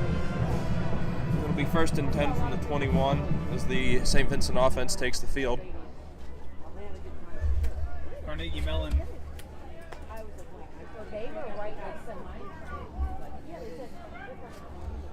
Carnegie Mellon leads this all-time series dating back to 1926. Carnegie Mellon with 12 wins, St. Vincent with 6. Looks like Carnegie may be able to add another one here today. And the handoff there was to Sozak. Looks like he was able to get back to the line of scrimmage. So no gain, but 2nd and 10 here. So the clock ticks away. Yeah, Sozak with a total of -6 yards on the day. I mean, that's nothing against him, but props to this Carnegie Mellon defensive line. Really making their presence known, getting to the running backs early, with no chance for them to go anywhere. And it looks like St. Vincent will take it down to the 2-minute warning. And we'll be right back. Timeout on the field. This is the 2-minute timeout. Yeah, we'll have a 2-minute timeout here.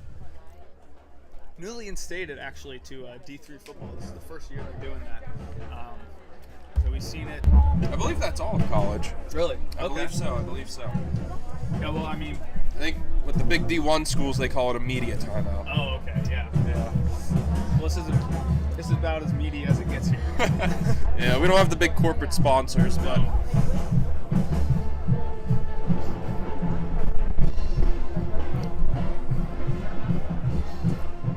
But we get to stick around and keep things interesting. Yeah, exactly. Ben Mills, just under 100 yards in that half, 98 so far. Maybe a chance to tack on a few more. Let's see if they can, St. Vincent can elongate this drive. It'll be 2nd and 10 when we come back.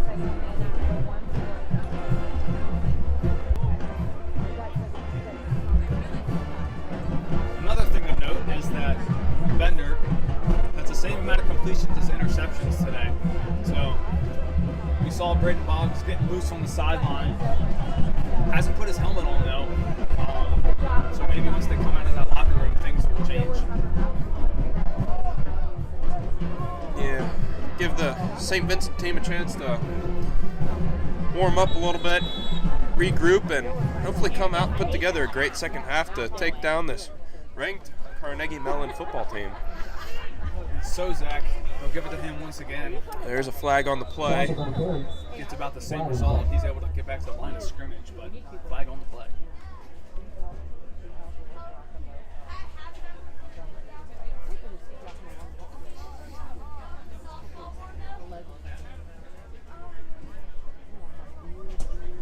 There's no foul for illegal formation. It's 3rd down. Looks like the flag will be picked up. Yeah, after discussion, there looked to be some illegal formation, but they'll pick up that flag and they'll give the chance to St. Vincent to get this long 3rd and 10.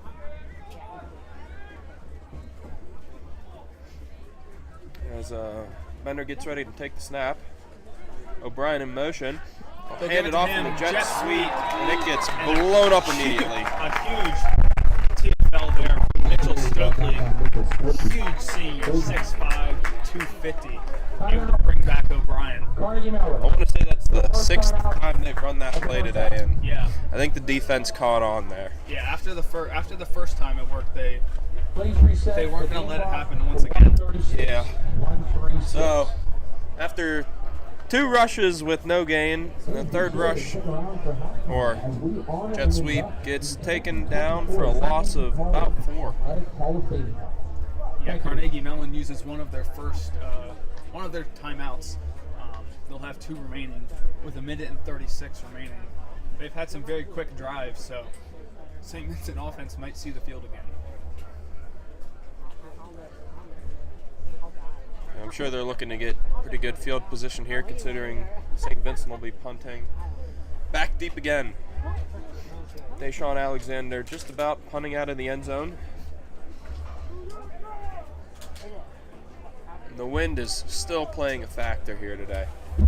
Probably the windiest game all year. Yeah, playing a factor on me. I'm pretty cold. Yeah. Got to bring a jacket next time, Colt. No, I know.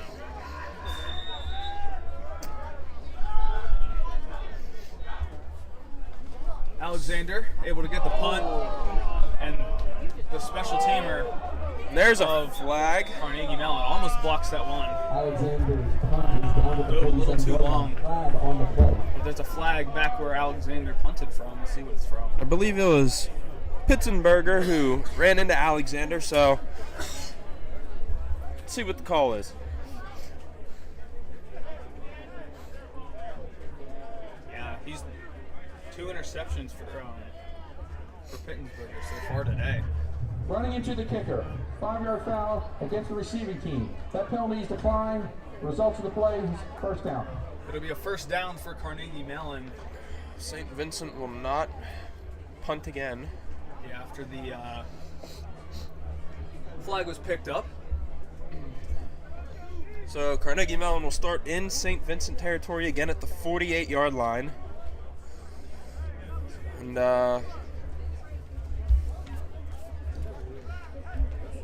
maybe Mills will go for the record here.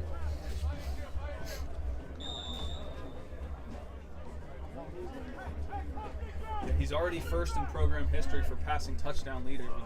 Love to add another plaque to his resume. As he passes here, it's completed out to Reese Kolke. His pass is complete to Reese Colton. Looks like a pickup of about David Simon. 7. That's the freshman David Simon, who had that nice pass breakup earlier. Able to bring Kolke back. We'll pass again. We'll go for what seemed to be the same play. Quick little out route. Yeah, Just off the clock. Matt Everett. Yeah, that's Forced Matt out by Everett David Simon. able First down. to pick up the first down and stop the clock. Yeah, the senior tight end has definitely had a big game so far today. Yeah, started off the scoring for this Carnegie Mellon. Started off for their offense. And they'll look to the air again. Pump fakes. And Rolls to the completes right. that. Oh my goodness! What an absolutely amazing catch. And senior Dominic Voiland Yeah. looks to moss 2 St. Vincent defenders. Yeah, with that touchdown and that long pass, Ben Mills officially has the record, ladies and gentlemen. Career passing yards list of Carnegie Mellon. He came in the day with 6,525, and after that long pass, he officially has the record. Congratulations to him on a phenomenal career and a phenomenal day here today. For the extra point. Justin Caputo back out for the extra point. Kick us up, and it's good. It'll be 38-7. And St. Vincent offense will get another chance to try and score before the half with about a little over 50 seconds left. That brings Mills' QBR to over 200.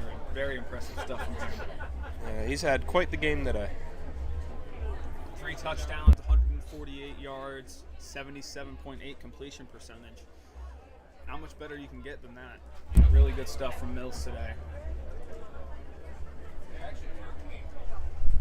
As Lance Bender and the rest of the St. Vincent offense will come back onto the field and try and get something happening.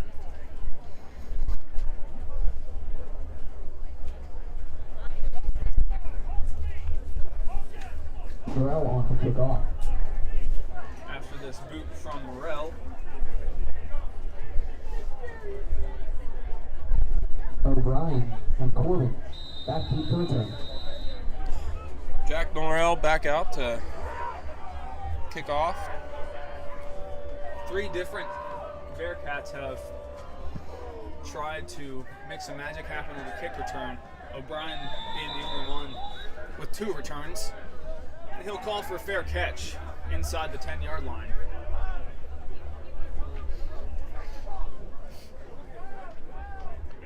And Norrell is averaging over 55 yards on his kickoffs today.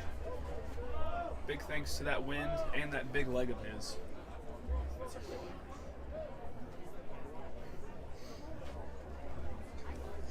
So if you're St. Vincent here, do you take a couple shots downfield or you just run it to the half? I don't know. I mean, Carnegie still has 2 timeouts. I'm not sure if they're looking to use them since they're up so much, but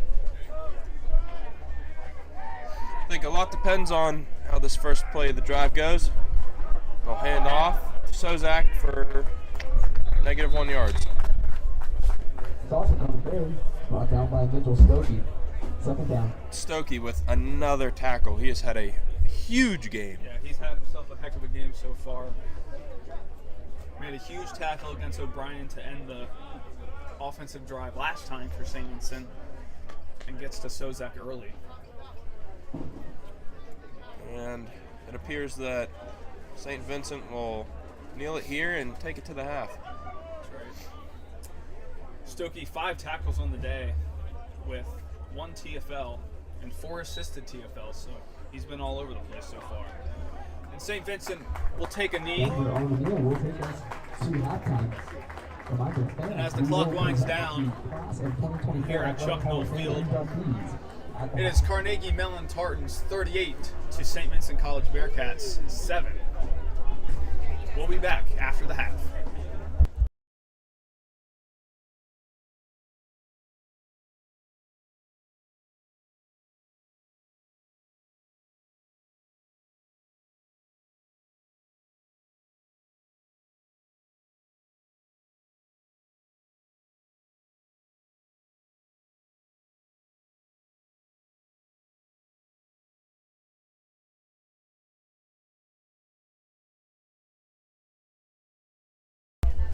And this is WSVC radio station manager Matt Boyer rejoining the table for your halftime period.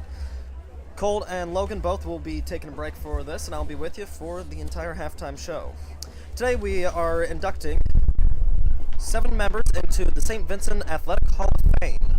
These include Jenna Moon, class of 2007, Shelly Muto, class of 2004 and graduate of 2006, Victor O'Corn, class of 1974, Chancellor Poole, class of 2014, Ron Spinosi, class of 1979, Dylan Stiff, class of 2014, and Christopher Kip Watkins, class of 2005, will all be inducted here at halftime. As these members walk out with Coach D.P. Harris, who also is head of St. Vincent Athletics, Arch Abbot Martin, and Father Paul Taylor of St. Vincent College. Once again, 2024 marks 75 years of the most successful season in St. Vincent College football history. In 1949, the St. Vincent Bearcats football represented St. Vincent College as an independent during the 1949 football season. Head coach Al DeLuca's second year, the Bearcats compiled a 10-0 record shutout of 8 of their 10 opponents and outscored their opponents by a total of 234-12. 1949 remains the only undefeated season in program history, the best defensive showing with only 12 points allowed, and their second best offensive showing. The Bearcats were invited to the Tangerine Bowl, where they defeated Emory and Henry, which came into the bowl with an 11-0 record. Played on January 2nd, 1950, in front of 9,500 fans, the Tangerine Bowl Stadium in Orlando, Florida, St. Vincent defeated Emory and Henry 7-6. The only scoring was 2 touchdowns in the second quarter. St. Vincent has scored first on a 1-yard line run by Don Hennigan, and Jack Hemmenbucher converted an extra point for a 7-0 lead. On the ensuing possession, Emory and Henry scored a touchdown as well, but missed the extra point, leading to a 7-6 score at the halftime. After a scoreless second half, Hemmenbucher's successful extra point proved to be the margin of victory. This game was the second at Tangerine Bowl where MVP honors were awarded, and the honor went to Hennigan, a lifelong resident of nearby Blairsville, Pennsylvania, who passed away in November of 2016 at age 86. Tangerine Bowl was played each January from 1947 until 1982, when it was renamed the Citrus Bowl. It has since become one of the top New Year's Day bowl games at the FBS level, regularly featuring teams ranked in the Associated Press Top 20. The most recent Citrus Bowl, played on January 1st, 2024, number 25 Tennessee defeated number 20 Iowa 35-0 in front of 43,861 fans at Camping World Stadium in Orlando. Our next inductee from the class of 2004, Shelly Muto.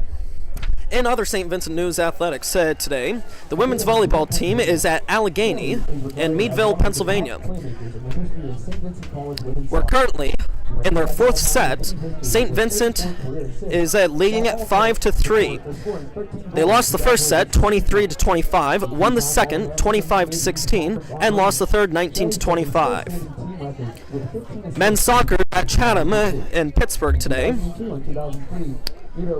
Currently, they are in the second half, St. Vincent 0, Chatham 2.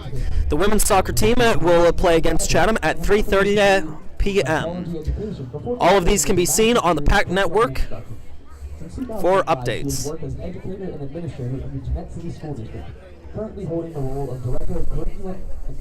And with the WSBC radio at midday weather report, it's a high of 58 with a low of 40 this evening, partly cloudy today. Though, as I've said earlier during pregame, it is a beautiful day in this neighborhood at St. Vincent College in Latrobe. A native of Bridgeville, Pennsylvania, Victor was a standout wrestler under head coach Tom Harvard from 1970 to 1974. Victor enjoyed a storied career at Bishop Canada High School. And going back to the St. Vincent Athletic Hall of Fame inductees, we'll be giving a little information about each of the inductees this year. Star at SVC. Jenna Moon, a native of Damascus, Maryland. Moon recorded 179 points on 125 goals and 54 assists over her 44-game career. At the time of her graduation, she ranked as the program's all-time leader in career assists and ranked second in both career goals and points. As a freshman in 2004, she amassed 39 points on 33 goals and 6 assists before totaling 33 goals, 18 helpers, and 51 points in 2005. As a junior in 2006, Moon turned in a 30-point campaign with 24 goals and 6 assists before closing out her career with a stellar senior campaign, which she totaled 59 points on 35 goals and then a team record 24 assists in 2007, leading the Bearcats to a 7-4 record in lacrosse. Following her graduation from St. Vincent with a bachelor's degree in history and a minor in political science, Moon joined Teach for America and relocated to Houston, Texas. Moon, who also holds a master's degree, taught at both the elementary and high school levels. While remaining active in lacrosse by coaching several youth girls team in the Houston area, she was the inaugural executive director of Atlas Scholars, a Houston nonprofit dedicated to developing programs aimed at preparing students for careers in the energy and finance sectors. While she recently named to the board of trustees of the Aspirations Academics Trust in England. She currently serves as the chief of staff for KIPP Texas School Public Schools. Along with coaching lacrosse, she enjoys spending time with her rescue dog Walter, hiking and traveling, highlighted by a trip to Japan, which she climbed at Mount Fuji. Next up is Shelley Muto.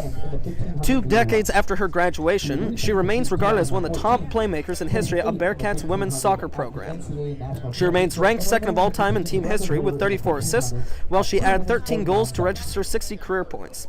After totaling 9 goals and 6 assists over her first 2 campaigns, the Jeanette, Pennsylvania native erupted for a 21-point junior campaign, scoring 3 goals and dishing 15 assists, which ranked 3rd in the American Mid-East Conference, and remains a single-season team record.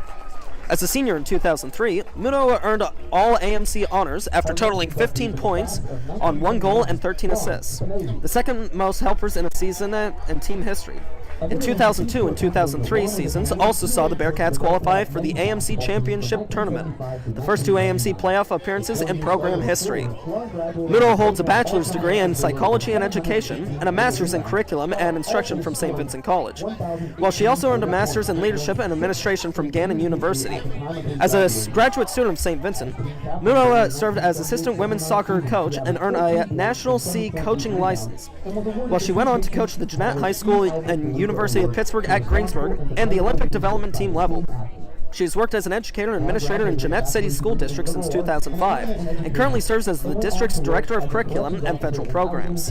In 2019, she was inducted into the Jeanette High School Athletic Hall of Fame, the first school female soccer player to earn this honor.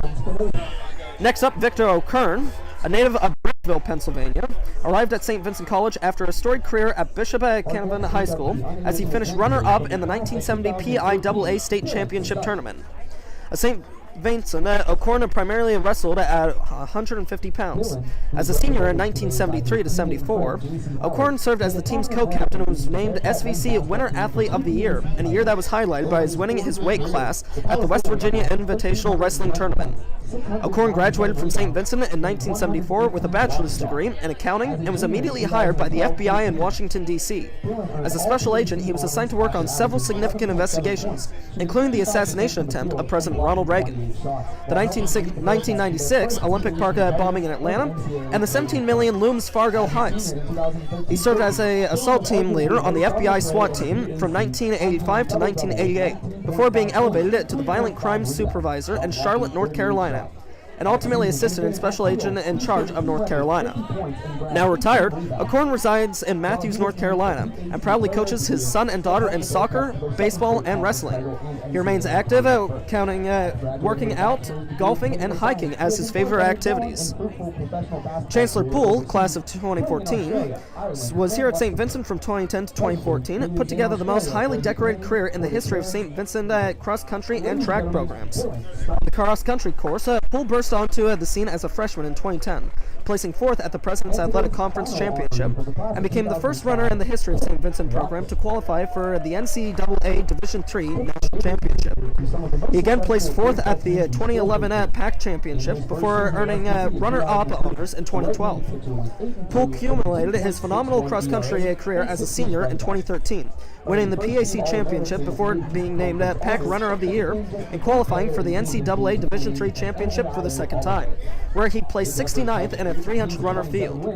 In addition to his individual successes, Poole led the Bearcats to the PAC Team Championship in all 4 seasons.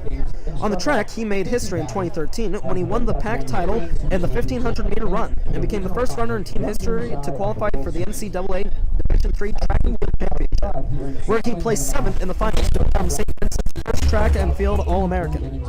He repeated the feat as a senior in 2014, placing 8th in the NCAA's 1,500-meter finals and All-American honors again.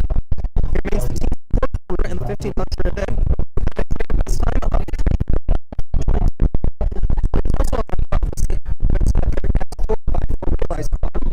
a still-standing team record of 3:21.23 in the 2013 PAC Track and Field Championships.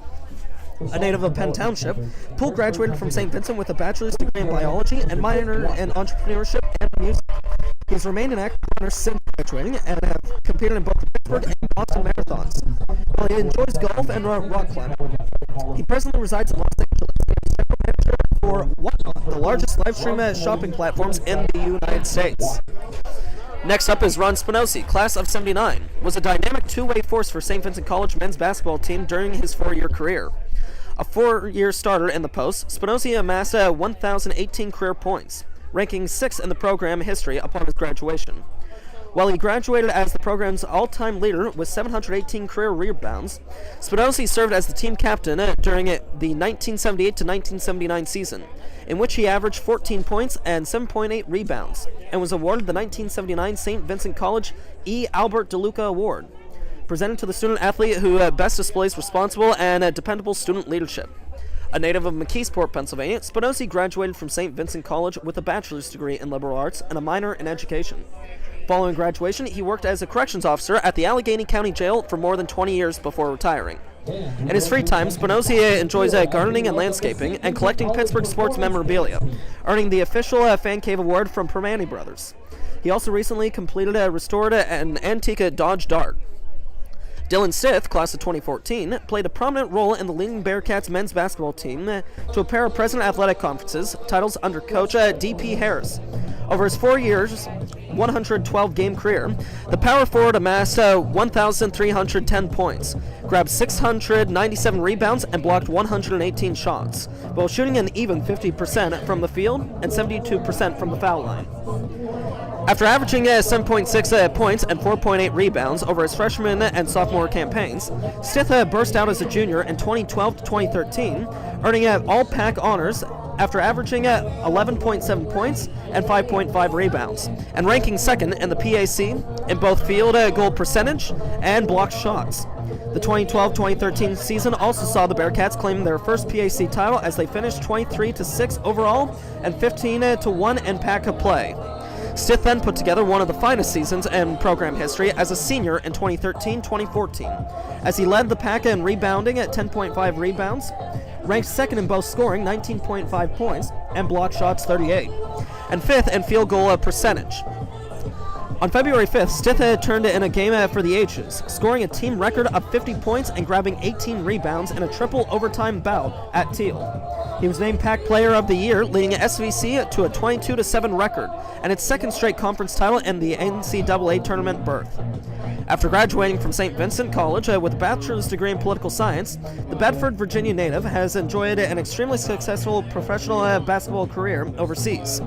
From 2015 to 2017, Stith played in Australia's Big Five League, first for the Melbourne Tigers and then the McKinnon Cougars, before moving to Ireland in 2016 to play for the Belfast Star in the Super League, where he averaged a league at best at 27.4 points. He then returned to the McKinnon Tigers for a 3-year stint, earning all-league all-star honors in all 3 seasons, and being named the league's MVP in both 2017 and 2019, leading the team to the 2019 Big Five champion. Following the COVID-19 pandemic, Stith played for Melbourne's Frankston Blues in both the 2021 and 2022, averaging 18.8 points and 7.5 rebounds over the 2 seasons. He spent the 2023 season with the Waverley Falcons, averaging 22 points per game, before moving to Europe to play for the BBC Ariana Lacroche of Luxembourg Basketball League in 2023-2024. He returned to Australia for the 2024-2025 season, as he recently signed with the Carrion Tapians. Christopher Kip Watkins is last but definitely not least out of today's Hall of Fame inductees.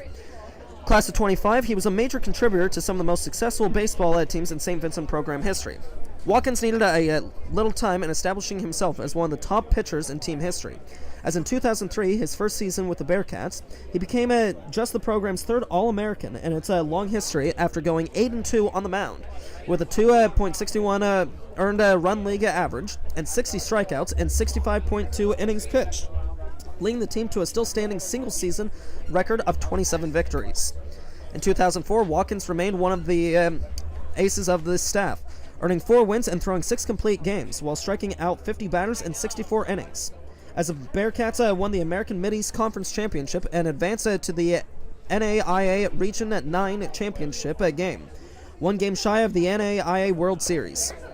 As a senior in 2005, Watkins continued his dominance on the mound, earning 6 wins and setting the program record for strikeouts, 77, and innings pitched, 83.1, while he also was one of the team's primary offensive threats, playing 27 games at shortstop and batting at .375 with 29 hits, 6 doubles, 2 home runs, and 19 RBIs. He graduated as the team's all-time leader with 128 strikeouts, a record that stood out for 18 years.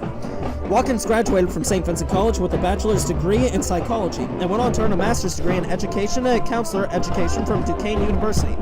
A licensed professional counselor, he works as a counselor for the Holistic Health Program for Gesta Development Center in Harrisburg, Pennsylvania, pioneering the use of barbell strength training and yoga into his counseling practice. He and his wife Stephanie, also a 2005 graduate of St. Vincent, reside in Harrisburg with their 4 Jack Russell Terriers. And as can be heard right now, the St. Vincent Marching Band is on the field to perform their halftime show. 5 minutes and 9 seconds left into this half.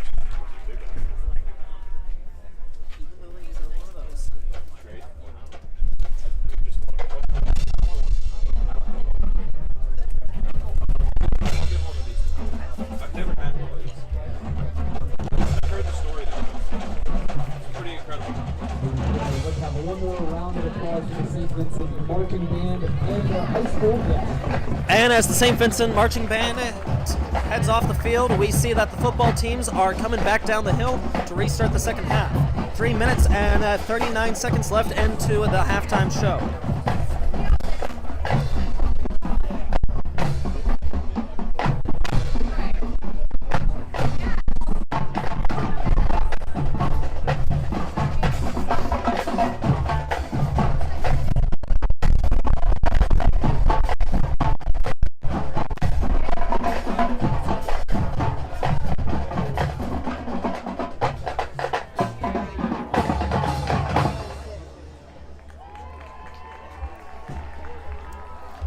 And there we see the marching band's drum line now leaving the field as the St. Vincent Bearcats come back on with just shy of 3 minutes left into the half.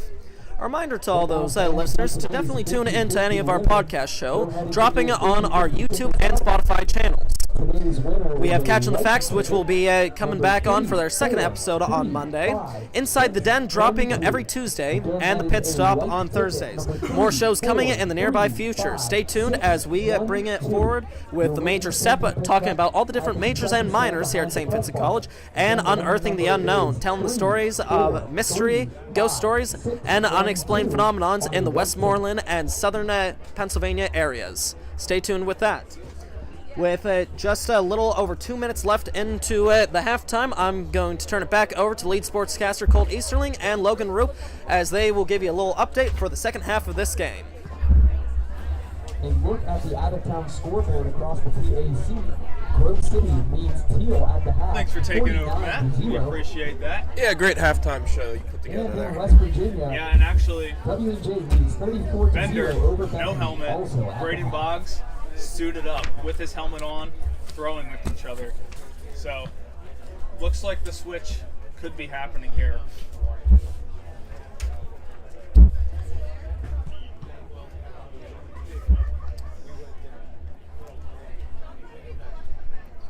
Well, let's give you a little first half rundown. Carnegie Mellon quarterback Ben Mills. He was 4 for 18 with 145 yards and 3 touchdowns. That did, I believe, put him over the record for all-time passing yards. Will Balma, he was 0 for 1. And then rushing yards for the Carnegie Mellon offense, Ben Mills. He had 1 attempt for 22 yards. Will Balma, 4 attempts for 21 yards. He did have a touchdown. And Trey Vasilidas had 6 attempts for 43 yards. St. Vincent, Lance Bender, he was 3 for 12 with 56 yards and 3 interceptions. Rushing, Keegan O'Brien had 4 attempts for -3 yards. Brandon St. Preux, he had 5 attempts for 24 yards with 1 touchdown. Wayne Corbin, he had 1 attempt for 1 yard. And Isaiah Sozak had 9 attempts for -8 yards. It's a little first half offensive rundown.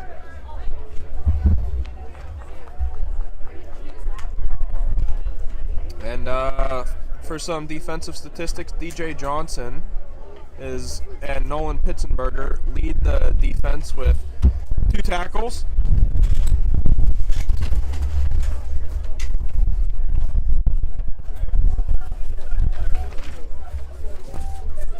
And then Chris Downs, he had 1 tackle for the St. Vincent defense.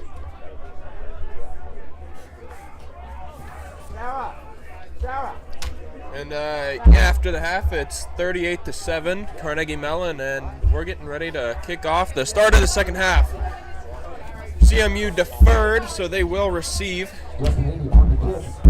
and should have an exciting second half of football ahead. Johnson and Boma back to return. It's going to be Will Balma and DJ Johnson on to return for Carnegie Mellon, with Justin Emmett kicking off. And half number 2 is underway. A big kick from Emmett to start. Puts DJ Johnson inside the 5, and he'll take it out. Finds a hole. Find a hole. And finally brought down at the 24-yard line. Johnson on the So a return. pretty good return after he started backpedaling to receive the catch.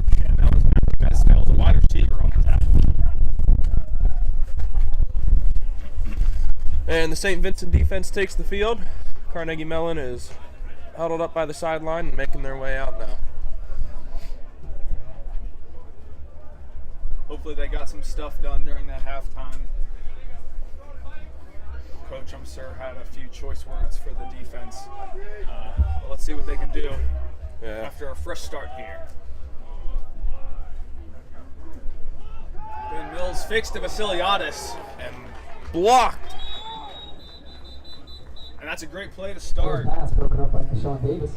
And that's Keyshawn Davis on the swat. Got to Mills early, able to knock that ball down.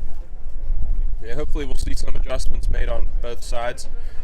Maybe a little less penalties this time. Sure, both coaches would love to see that. Many costly penalties on both sides to start the first half of this game. But it'll be 2nd and 10.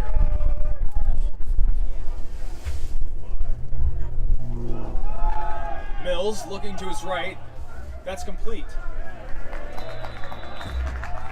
Number 13, Will Squibb. And that'll be enough for a first down. Brought down by Patrick Connolly.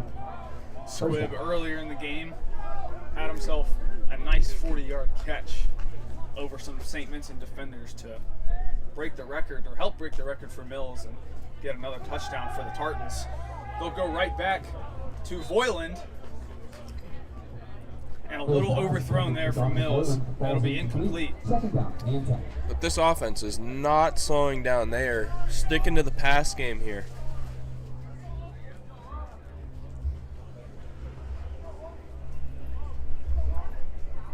Yeah, I was expecting Vasiliadis to have more of a role here in this game, but although he's had only 6 attempts, he's managed 7.2 yards on all of them, so impressive stuff from him so far today. And speak of him, they'll go right back to him. Hit the ground this time, and looks like a pickup of about 7. Yeah, there's not much to say about Vasiliadis other than he's a really great runner. I mean, able to find these holes really easily, put his head down and truck through all these defenders with ease. They're just inside the 40, trying to get to midfield. It's 3rd down. St. Vincent defense looking for a big stop here. Yep, 3rd and 4. They'll go to the air, and it's incomplete. Trying to go back to Squibb. And that'll bring up 4th down for Carnegie Mellon. Only their 2nd or 3rd punt of the day. Their 4th, actually. 4th punt of the day for Carnegie Mellon. They had 2 punts early in the first quarter and haven't punted since. It's a great start for the St. Vincent defense, you know. Coming into the second half down big, looking to turn a page, and looks like they've done that so far. And Mills will take it himself. He's going to get it. And able to pick up the first down. That's a fake punt from CMU. And again, something I don't think anyone was expecting.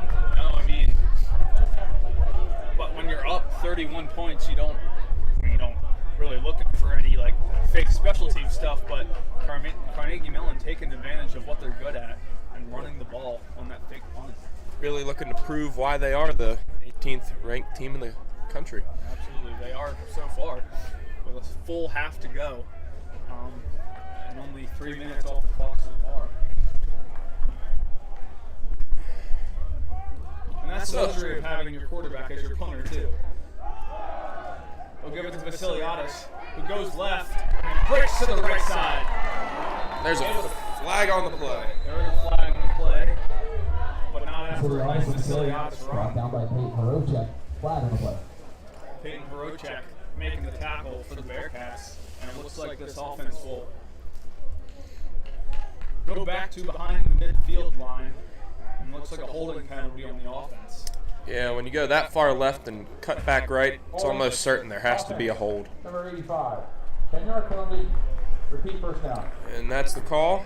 Danny Winahan, once again, he had a costly penalty earlier in the game. And that's his 2nd of the day. So it'll be 1st and 20 here. Fresh set of downs, but double the yardage to go. Hasn't seemed to pose much of a threat for Carnegie, though. Good snap, good hold. Handoff to Vasiliadis once again. Very patient in his running style, able to get back up to midfield. Looks like a pickup of 11. Great run there. Really was great.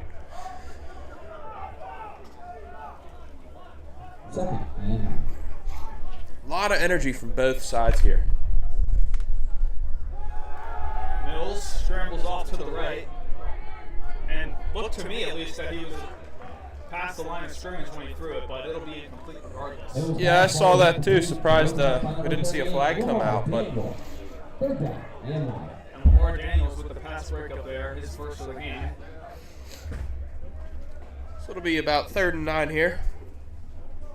Vasiliadis up to 60 yards on the day after a couple nice runs on this drive. And if you're the defense, you almost have to think that you got 2 more downs to play after After the what fake happened on earlier. special teams there. Absolutely. There's Played Keyshawn fake. Davis. Almost able to get the sack on Mills. But Mills gets it off just in time. Mills pass is complete to Will Squibb. And Will Squibb able to 4th down and bring in the short. reception from Mills there. Davis really came screaming off that right side and almost got to Mills in time. But Doesn't look like enough for the 1st down though. no, not quite. They'll be 4th and 1. They're going to stack the box, and that offensive line just overpowered the St. Vincent defense there. On carry brought down by Hastings Bearcats. Allows Bowman to get the 1st down. Yeah, the one Wildcat there, Will Bama, snapped right to him, and he just took it up right up the middle through the center. And able to pick up the 4th and 1. So a fresh set of downs here as Carnegie Mellon is charging down the field early. And it looks like Mills is out of this game. And they'll go to number 4. Another Wildcat look. Looks like Joey McGinnis. On the carry, Yeah, Joey McGinnis brought the down 4th. by Robbie Ladita. Flag on the play. Didn't Well, seem there's a to. flag on the play, and it looks like an injured St. Vincent defender. Helmet is off. Keyshawn Davis and the trainers attending to him. Holding offense, number 85.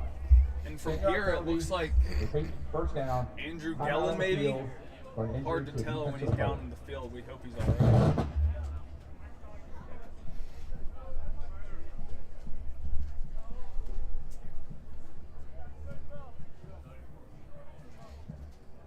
Yeah, they went Wildcat in back-to-back plays there.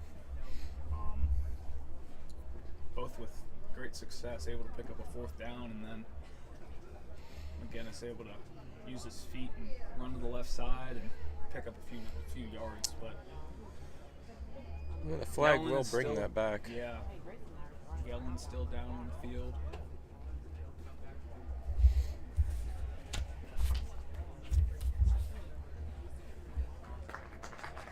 And he'll be helped off the field by his teammates. Not putting much pressure on that left leg of his.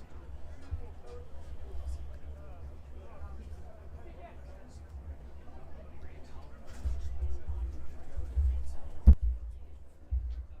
can't see it.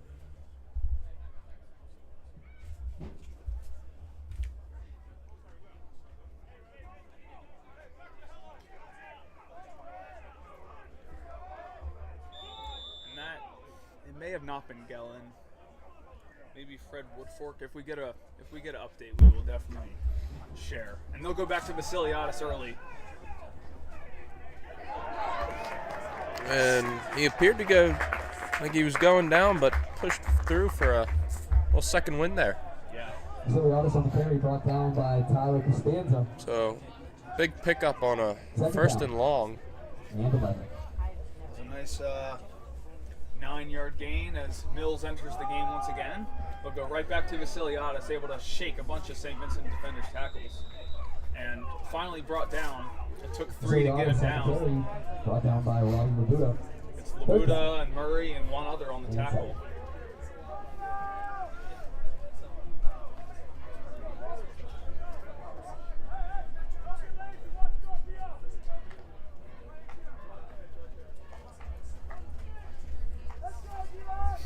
Vasiliadis to the right side of Mills. 2 receivers set up. And Look to the air. pass. That's complete to number 13, Dominic Boyland. Mills' pass is complete to Squibb. Brought down Will by Squibb, James rather. Simone. He's getting a lot of looks starting off this second Third half. down. I believe Look. that's his 3rd or 4th just of this drive. Looked like the freshman David Simeon with the tackle there.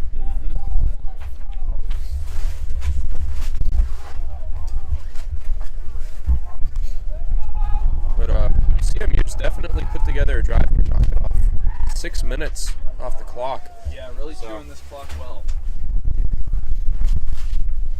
And that's the benefit of just keeping it on the ground and having a good running back to lean on. Mills, airing it deep. And that's complete. Dominic Boylan down inside the 10-yard line with a chance for CMU to punch this in and get another touchdown on the board. Yeah, heck of an effort there by Mills to go left then roll back right. And CMU actually less rush attempts than St. Vincent, but they have 127 yards and St. Vincent only able to get 13. And CMU will try and punch this one in. I imagine this goes to Vasiliadis unless Mills gets able to get his 4th touchdown pass of the game. And they'll check it down to him, and I believe he's just short of the goal line. Love to hear it. Mills' pass is complete to McCullough. Brought down by Daniels. yeah, the Second down. CMU offense has been able to get the run game going, which allows for the passing game to open up, and that's really helped them put points up on the board today. That's a designed run. I think Vasiliadis got stood up at the line. Yeah, it sounded like he hit a brick wall when the offensive and Early on the defensive field was a line. fumble, recovered by the offense in the end zone, touchdown. It was actually a Wow. man. Well, he did get stood up, but he fumbled, and then they recovered it in the end zone. So Touchdown, Carnegie Mellon. that is another 6 points. Yeah, that was a long drive there for Carnegie Mellon. Really able to chew that clock and wear out the St. Vincent defense as if they haven't done that enough. Correction, Norell on to the extra point. And Norell heads out there for the extra point attempt. He has been perfect today. So, can he hit another one?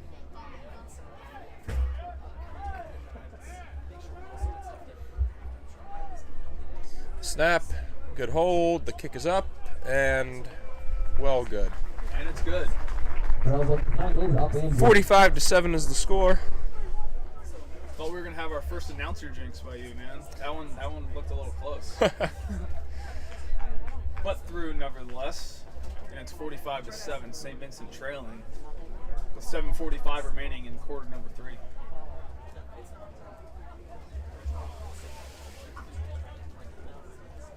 It'll be Keyshawn Davis and Keegan O'Brien once again back to receive.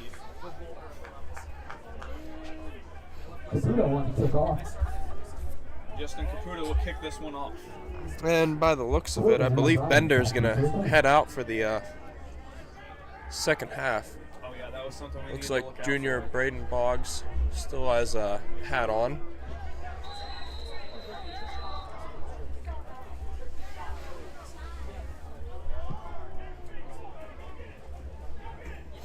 And heck of a kickoff.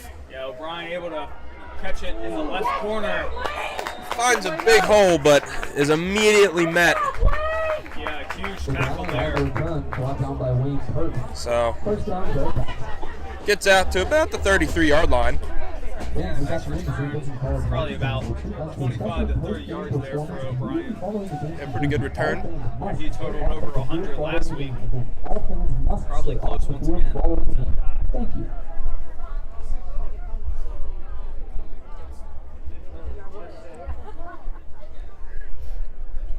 will be Bender. Yeah, Lance Bender's still in the game. Sozak in the backfield. And he'll get the handoff. He'll go right, but It's also on the carry. will be met by number 38, Parker Owens. Nice tackle from him there. Yeah, came off the outside and followed him the whole way to the sideline. Able to get back to the line of scrimmage, though, so it'll bring up 2nd and 10 for the St. Vincent offense.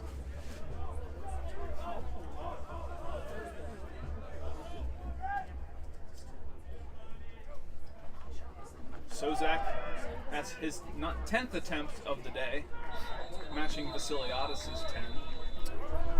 10. And But he hasn't had as much luck as Trey has.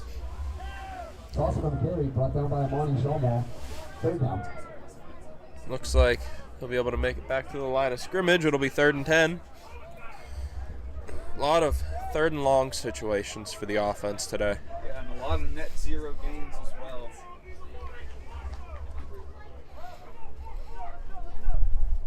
This is an entirely new offensive staff for St. Vincent, so there's definitely going to be some growing pains with season 1. They'll go empty set for this 3rd and long. 4 receivers on either side. There's pressure. Bender hit as he throws. Yeah, met almost immediately upon receiving the snap. And Yeah, he's looking for Chris Downs on that one, but the hit made the throw go a little low and incomplete. He'll punt it away. And Alexander, another chance downwind to pin this Carnegie special teams deep in their own territory. Alexander on the punt.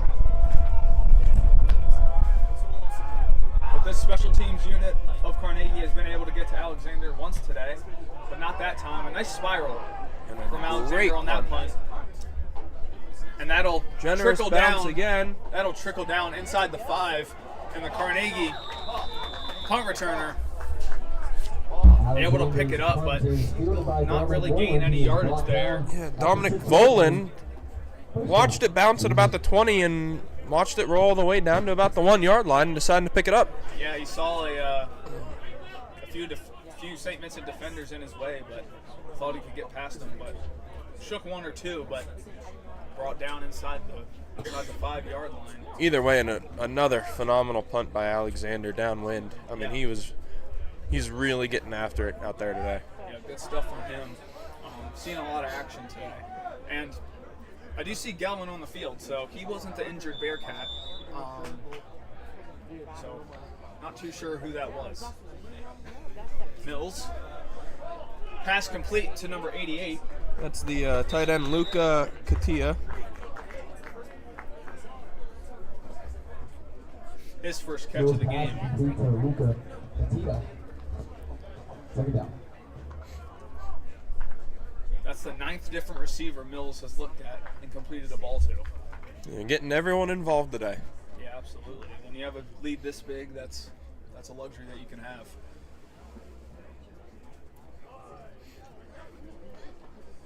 They'll give it off to Will Bauma, who has some nice acceleration there, able to get the first down with ease. Ran right up the middle there. Palmer on the carry. Took advantage of Brought that down hole by Robbie and Labuda. made the secondary make the tackle.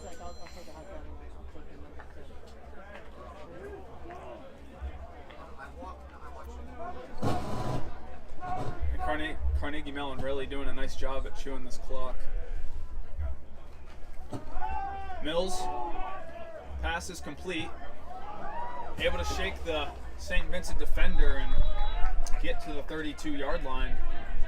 That was Katita again. Complete to Luca Petita. Yeah, back-to-back catches for him. Able to pick up 10 the first time. And 8 that one. Patrick Connolly on the tackle. So the freshman's putting together a nice day here. And Wiley Purry looking for Ben Mills. Oh, he strips it. That could be St. Vincent ball unless they call it incomplete. I think that ball was loose. Let's see what the refs call it. To me, it looked like his arm hadn't come forward at all. So I think that'll be a recovery for Keyshawn Davis pending the negotiation. Yeah, Davis applied the pressure and appeared to get what we believe is a fumble. So Yeah, we'll see what happens. The quarterback's arm was moving forward when it got hit. That's an incomplete pass. and they'll rule it an incomplete pass, a heartbreaker. Heartbreaker for the St. Vincent defense, but Keyshawn Davis. incredible pressure there Yeah, that was by nice. Keyshawn.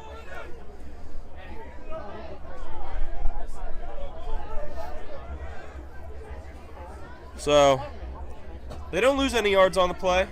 They just lose it down. And it'll be 3rd and 2 at their own 32-yard line. So big 3rd down opportunity here for the St. Vincent defense to hopefully get off the field. The running back deep in the backfield. Mills right under the center. Trying to send the receiver in motion. There he goes. And they'll give it to him. It's Will Bauma. Able to pick up a few and more. That is more than enough for the first down. Yeah, just outside midfield. Wiley Purdy. After a nice run, was stopped by Wiley Purdy.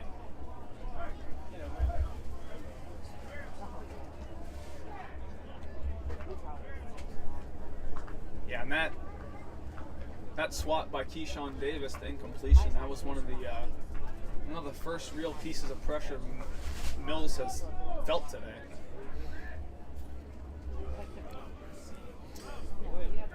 Yeah, the Carnegie Mellon Blitz. offensive line has held up strong today. And an incompletion from Mills. Mills' pass ball is incomplete, intended for Carter Sheets. Second down, and 10. He was looking for Sheets on that one, unable to haul it in after the pressure from David Simmel on it.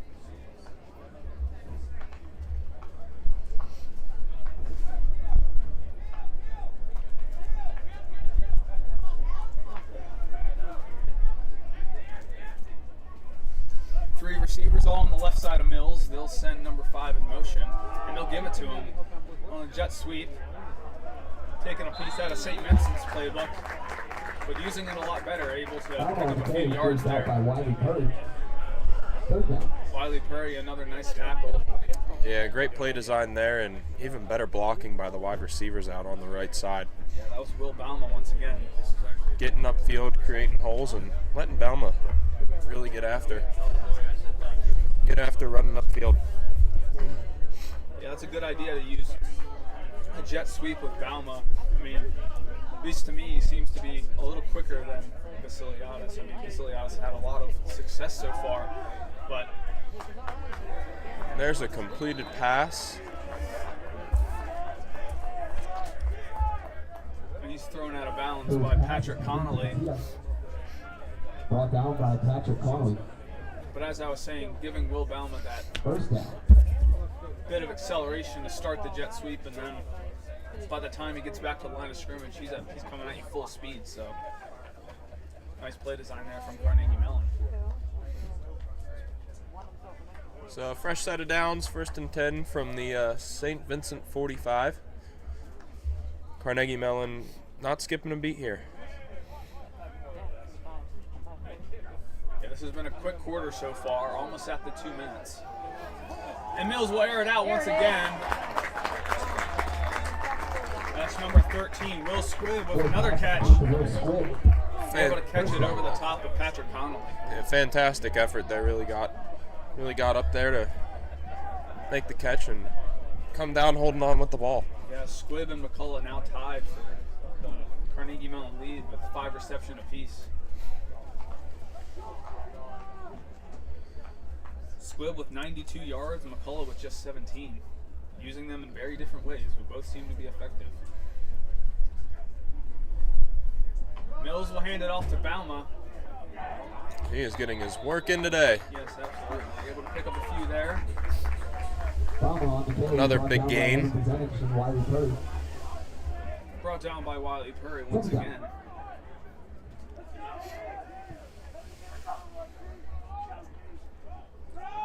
Bauma right back to him. Looked like the same play design there. Yeah, same result as well. able to pick up a few there. Foul The on gap carry. opened up and Brought down by Nathan Parker. ran right through it. First down and goal. The freshman Nathan Parker able to get another tackle to add to his total. Had 9 last week, as I said, so really showing that he can be an integral part of this defense moving forward after his freshman year.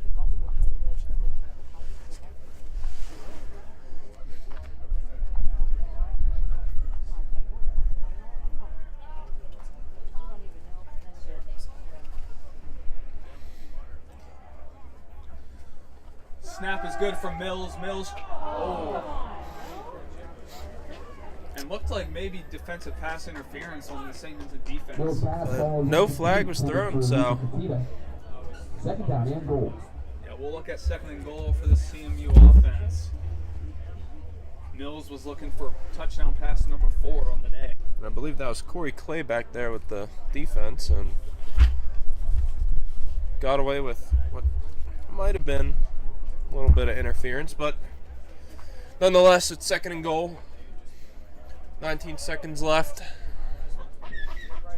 This play might take us to the end of the third quarter. They'll hand it off to Bauma, who other than him. Goes right, He's cuts able to left. flip into the end zone for a touchdown. for There the it is. Tartans. He was getting the ball the whole drive. Only fitting that he gets the touchdown as well. He now has more attempts than Vasiliadis. And I believe that brought his yardage total to 67 on the day. Jack Norrell on for the extra point.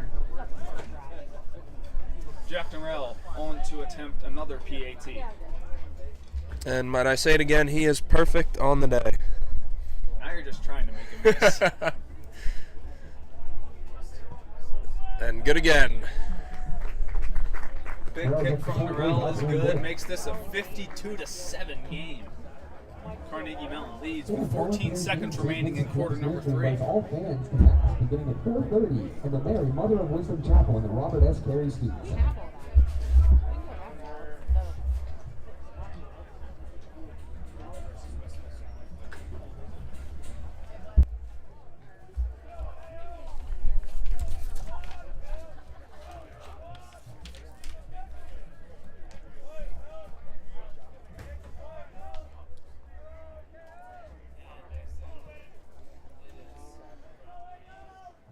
Caputo on the kickoff. Corbin and O'Brien back deep to return.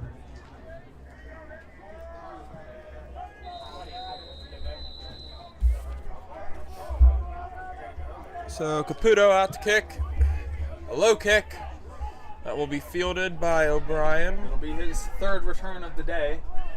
Looks like Shake the first defender, but not the second. Brought outside of O'Brien on the bounds. return brought down by Avery Campbell. First down, Bearcats. Avery Campbell with the tackle, and looks like O'Brien made it out to about the 30-yard line. So 8 seconds left in the third. Fourth quarter of football yet to be played. St. Vincent has some ground to make up, but hopefully they can get something started here. Yeah, I mean, you're just trying to put any sort of points on the board, just gain any kind of momentum. Yeah, find that rhythm like they had in the first quarter. Yeah, it seems like they caught Carnegie off guard with their first touchdown by St. Croix. That was a nice play from him. But that run will bring us to the end of the third quarter, and we'll head to quarter number 4 after that run. Brought down by Benny Grace.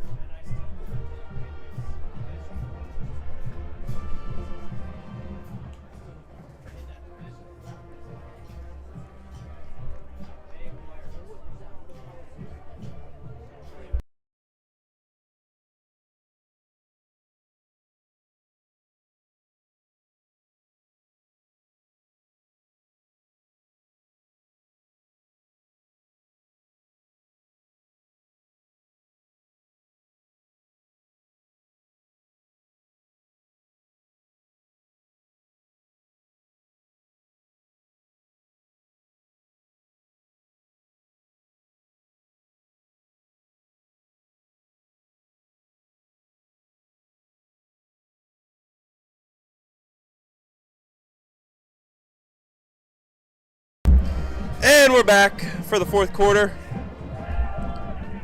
As there's a handoff.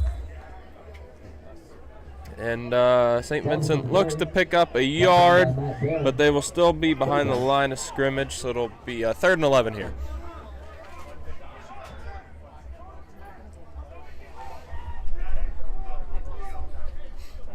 Another long way to go for this Bearcat offense. Need a nice 12-yard play in order to get this first down.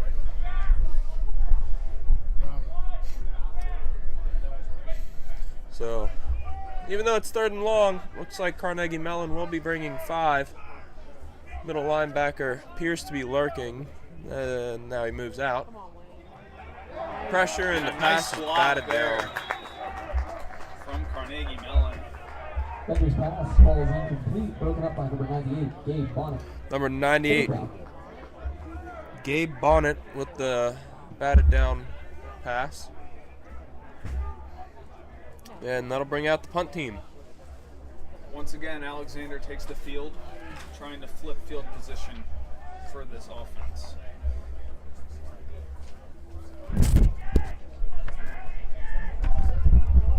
Alexander on the punt. Portland got the first down. A high snap, and Alexander gets hit as he punts, but honestly able to get away a nice one. But there is a flag on the play that'll be probably tacked on to the end of the punt. Alexander's punt goes out of bounds. Flag on the play. Second time Alexander's been run into today. And that time he was able to get it away, though. And that's an improvement from the special teams touchdown earlier today.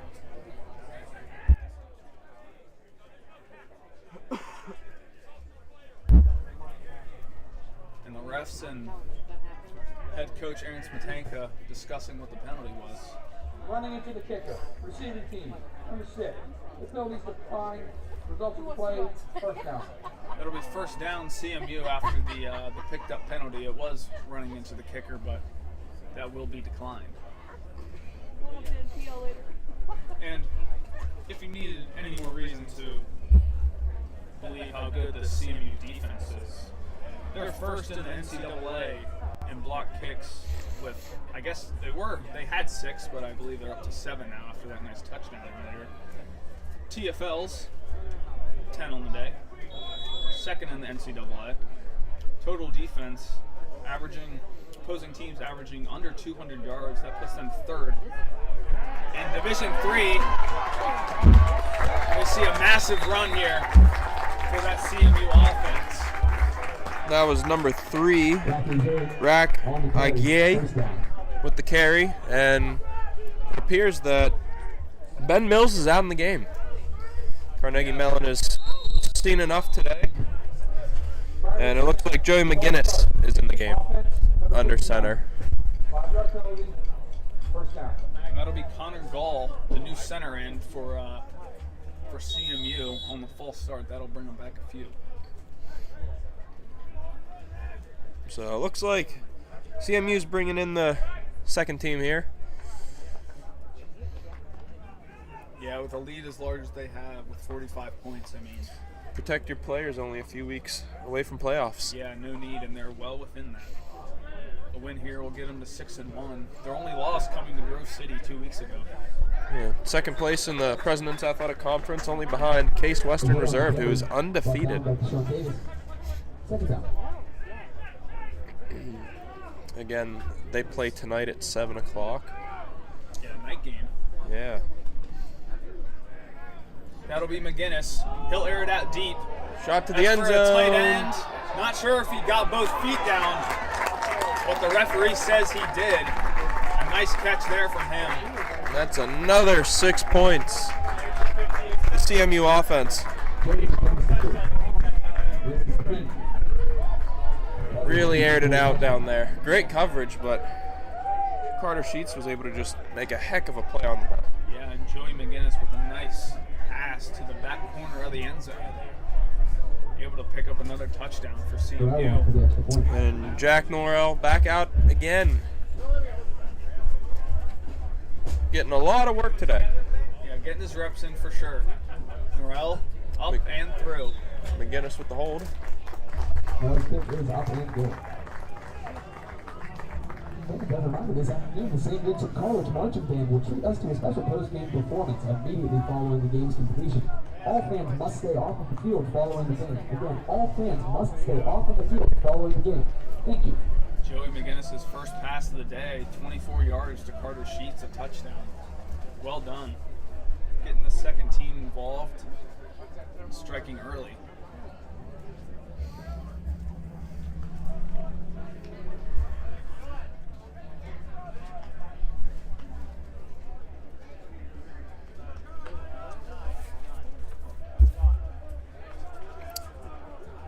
St. Vincent special teams ready to go once again. Keegan O'Brien and Keyshawn Davis, both back inside the 5-yard line to return this ball.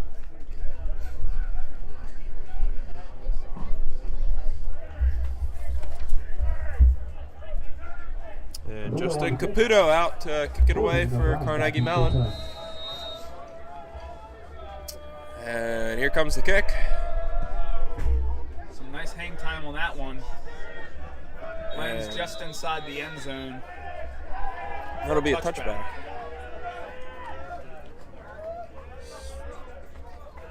So St. Vincent will get to start at the 25-yard line.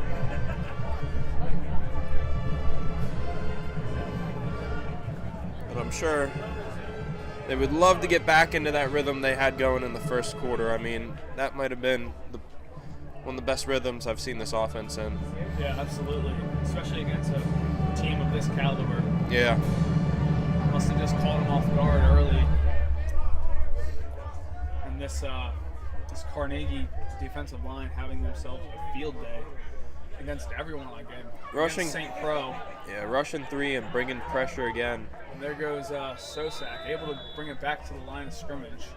Maybe a pickup of 1. Carry brought down by Connor Warren. Second down. Connor Warren on the tackle there for CMU.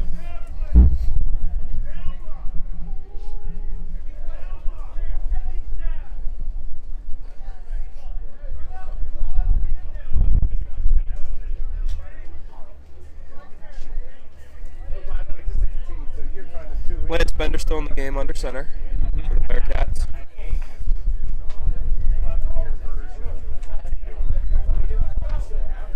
As he's in the shotgun, and Isaiah Sozak is back waiting for the handoff. They'll give it to him. He'll bounce to the right side and brought back to the line of scrimmage by the CMU defender. Classic on the carry. Brought down by Bennett Grace. Third down. Not much action from this St. Vincent offense since that first quarter. A lot of similar runs and not much happening. Sozak able to pick up 1 there.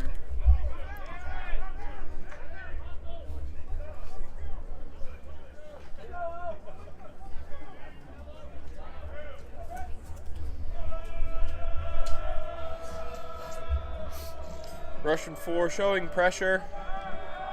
They'll bring it. Oh, and almost a completion there from the St. Vincent offense. Yeah, it looked like a timing route, but the timing was off, so. Yeah, they were trying to hit Greg Nogi, tight end. But incomplete. Brings up another punt for the St. Vincent special teams.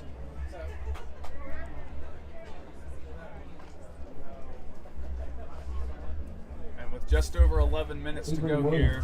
This game is well outside of striking distance for St. Vincent.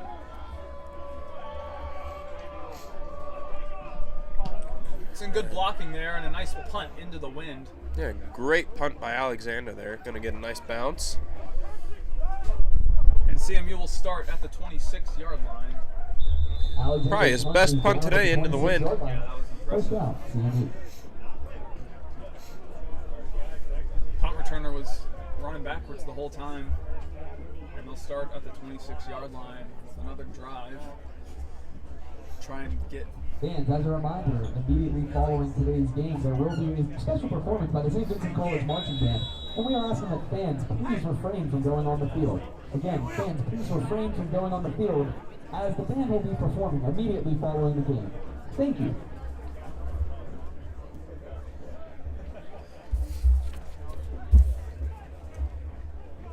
It'll be Joey McGinnis once again under center for this Carnegie offense. He'll fake the handoff. Get it over to his receiver. And that's a big hole. DJ Johnson. with a massive run. All around great athlete. He's had some tackles and now a catch on the day for him. Some very impressive stuff. Flips the field immediately. David Simeon with the tackle there. That's how I know he's in. Honestly, that's how Wayne and I thought. I was like, they have to be reflective or something. Some kind of coating on it. So it'll be 1st and 10 from St. Vincent 25-yard line, as that really helped Yeah, McGinnis get has them been good perfect field position. So far. McGinnis Able to dekes the juke out defender. Keyshawn Davis. Stiff arms. Another St. Vincent corner. Stays on his feet. Yeah, that was impressive stuff there. Second down, doing short. Joey McGinnis showing off his arm and his legs on this drive so far.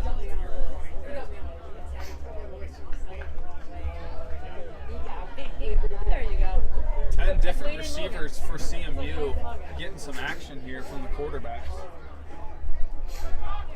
And McGinnis will take the snap once again. We'll hand it off. Good job. Nice job. That's Luke Waidu with the carry. So McGinnis is a junior. I'm assuming once this season's over and Mills moves on, CMU is still in good hands. Yeah, absolutely. Right there, running in. Touchdown! Yeah! And they'll go. Great run there from Luke Waidu. That's another touchdown for Carnegie Mellon. Makes this a 65-7 game.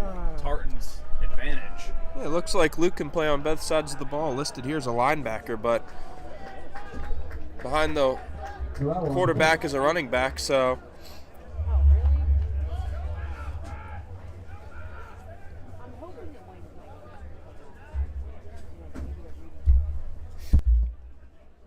And Norell's PAT is good, and he remains 100% on the day.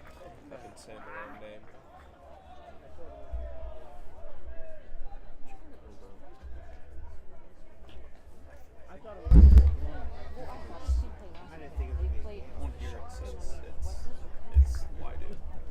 Online it does.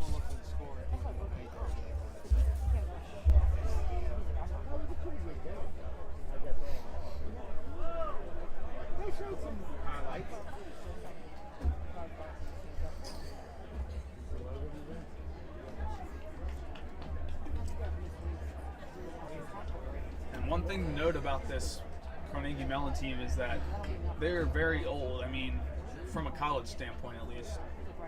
7 of their 11 offenders are graduating this spring, and 10 of 11 starting defenders graduating next year. So it's going to be a whole different team for the Tartans next season, O'Brien. with a lot of spots up for grabs. Taking O'Brien and quarterback to full time. yeah, it's definitely something they'll be looking into in the coming months. I mean, we're getting a good look at their second team here, and seem to be doing just fine as the St. Vincent offense runs back onto the field. A little over 9 minutes left to play in the game here. 66-7 is the score.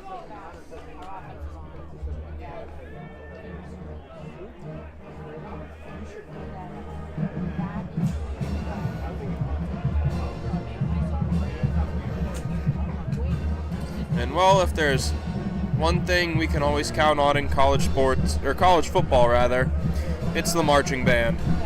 No matter the score, they are always upbeat and keeping everyone into the game. Absolutely. Looks like a new running back in for St. Vincent. He's able to pick up a few.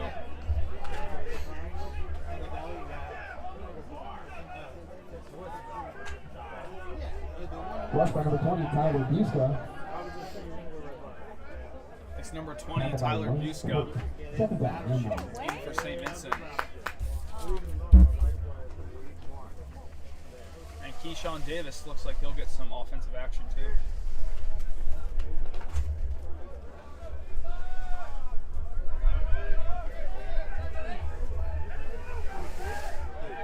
Buska able to pick up 2 yards on that play there. Bender. Oh. And in and out of the hands of number 10, Matthew Isdell. Yeah, he had Isdell wide open, but unable to bring it in after the pressure from the CMU corners there. Makes that 3rd and 8 after the incompletion in the run from Buska. They'll look to pass once again, try and pick up this first down and at least put up 10 or 14 points here.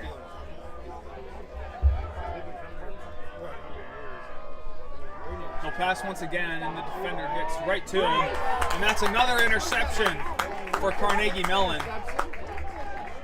And the offensive lineman able to make the tackle. Number 23, Darius Green, came up with that interception. Was able to return it for about 20 yards, 25 yards. Daniel Calabrese on the tackle for St. Vincent. That's Bender's 4th interception of the day. So the CMU offense back out to the field. SVC defense heads back out. Great field position again. Green with 1 interception, Ethan Ming with 1 interception, and Nolan Pittensberger with 2 on the day, having himself another nice game. Looks like another new quarterback, possibly. Yeah, it does.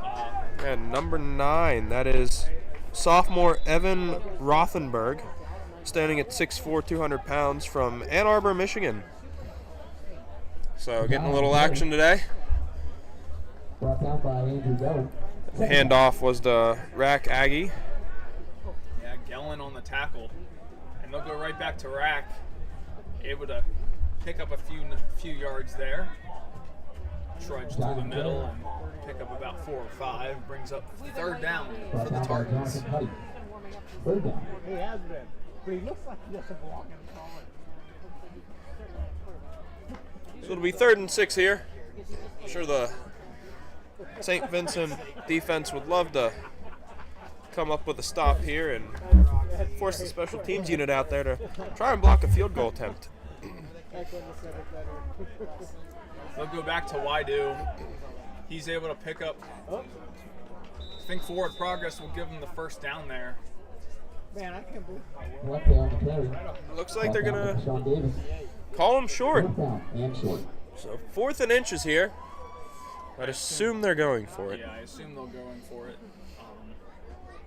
Less than 7 minutes to go. This game is pretty much out of hands at this point. Actually,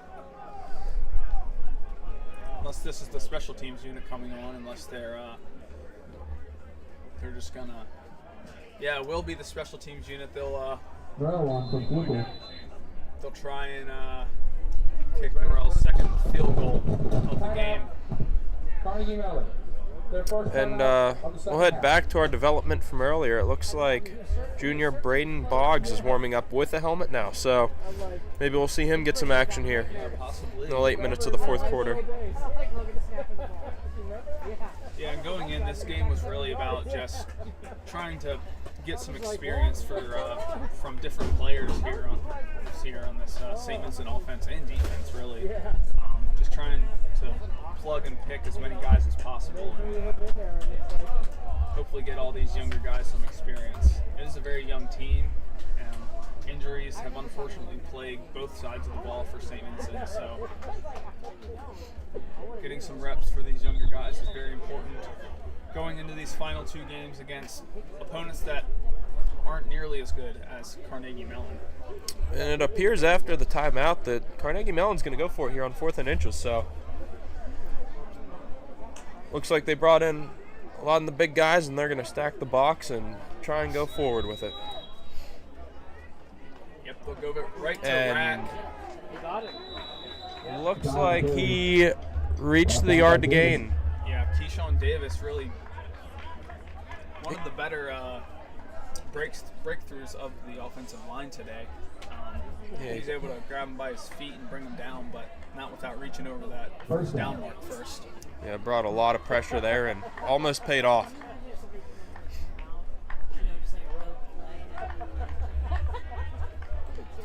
So, first and goal from the St. Vincent 4-yard line for CMU. And a bad snap. It looks like quarterback Evan Rothenberg will just fall on it.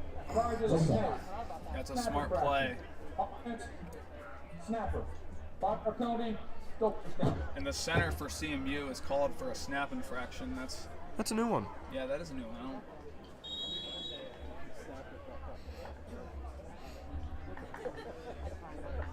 Either way, still first and goal from the 9. One of the many penalties of this game. But yeah, that's definitely a new one. They're pretty much back where they started. And another bad snap. Another bad snap for,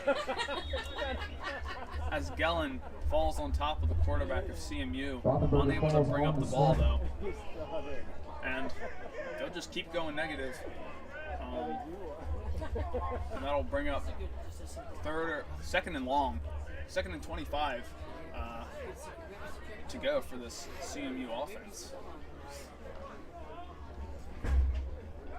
So a lot of ground to make up here, but this offense has proved time and time again throughout this game that anything is manageable. So let's see what the offensive coordinator has in store here. Yeah, they're really just trying to get this game clock down to 1 or 0 every time now. And they'll give it to Rack. He's able to pick up a few yards, make this field goal a little bit more manageable. And they use every bit of that 40 seconds that the game clock gives them. Keyshawn Davis with another nice tackle, able to bring him down.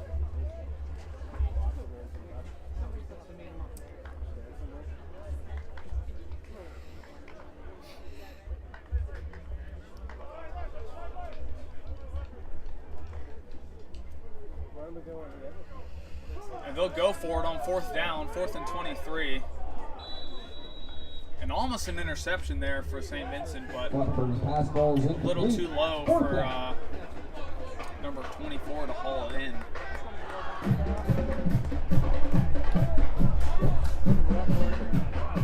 So 4th down, they'll send out the kicking unit. Looks like Jack Norrell back out there. This one a 40-yarder downwind, so if he keeps kicking it like he's kicked all day, it'll probably go right through the uprights. Yeah, he's got a big leg, and that downwind is helping, so see what he can do here. Good snap and hold. That ball looks to be through the uprights. And he remains perfect on the day. A really nice kick there from Norrell, bringing his field goal total to 2 on the day and 100%. Makes that a 69-7 game, Tartan's advantage. Norrell's had a fantastic game, but I don't think he's too fond of the weather. It looks like he's from California. Oh, man. So, no, coming to Pennsylvania from all the way over there, I wouldn't be either. yeah. Glendora, California. I'm sure it's a lot warmer there right now than it is here. Absolutely. These Pittsburgh falls and winters can get a little stingy. Even as someone from Pittsburgh, it's cold.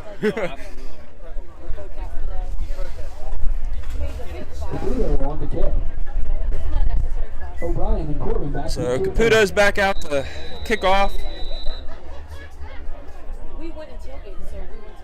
Once again, doing a nice job getting his reps in. O'Brien and Davis back to receive. And we'll let it roll through the back of the end zone for a touchback. 4:06 left to play. 69-7 is the score. After a 62-point lead for Carnegie Mellon, Braden Boggs will finally get some action.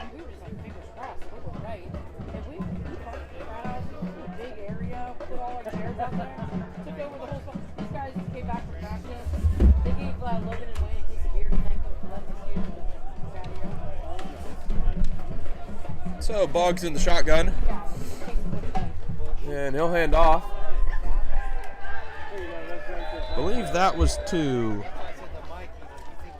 Busco on the carry. Tyler Busco once again. There you go. Brought down by Gabe Bonnet.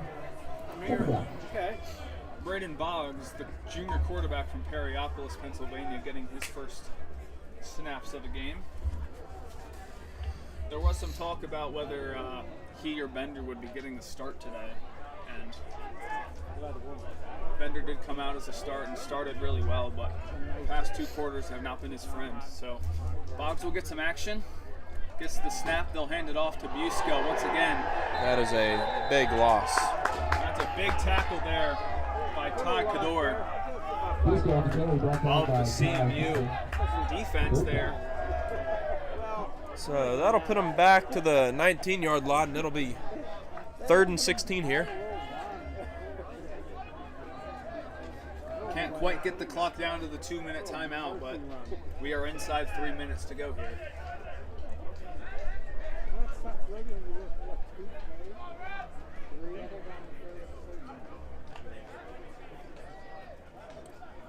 Let's see if they'll give Boggs a chance to complete a pass here late in the game. Claps his hands. Able to complete the pass to number 17. That's Colin Coleman. Quick ball pass. Or, sorry, Brian Boyd. Brian Boyd.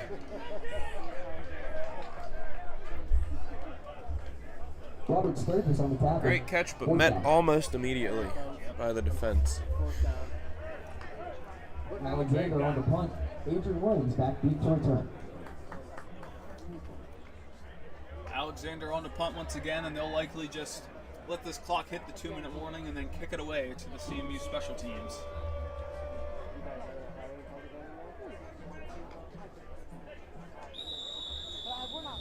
And that is the 2-minute On warning. the field. This is the 2-minute timeout. CMU, This afternoon, absolute dominant game outside of the first quarter today. 30 first downs, 35 rush attempts for 226 yards. That's an average of 6.5 yards per rush. 25 catches from all the receivers combined and 324 receiving yards for all of them. That's a 13-yard average for all receivers.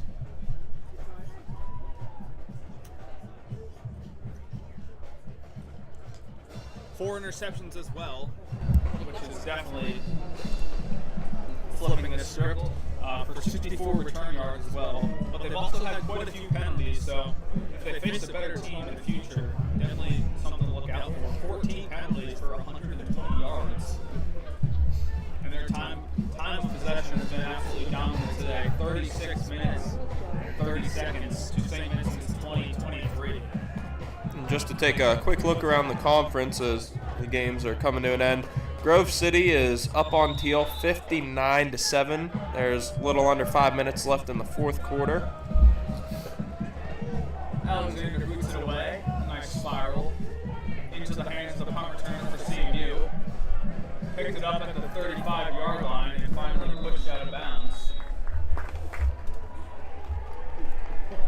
by Matthew Estel.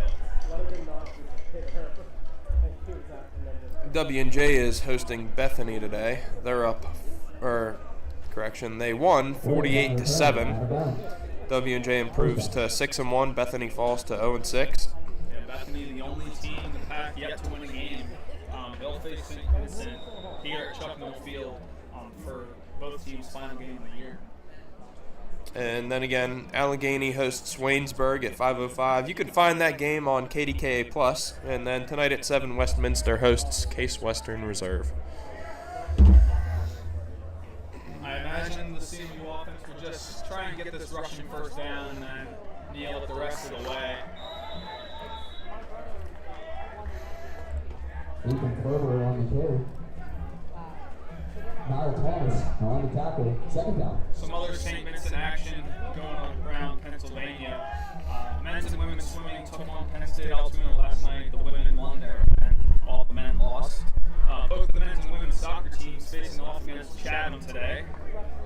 And men's and women's rugby going up to Geneva to face off against them. And finally, the women's volleyball team is traveling to Allegheny to face their volleyball team. There's another handoff. That ball went to freshman Ethan Ferber. That will end this game as we hit the second portion of the game. And Looks like a St. Vincent defender is down. Sean Peterson, freshman linebacker. Looks like he's up on his own 2 feet. So maybe just got the wind knocked out of him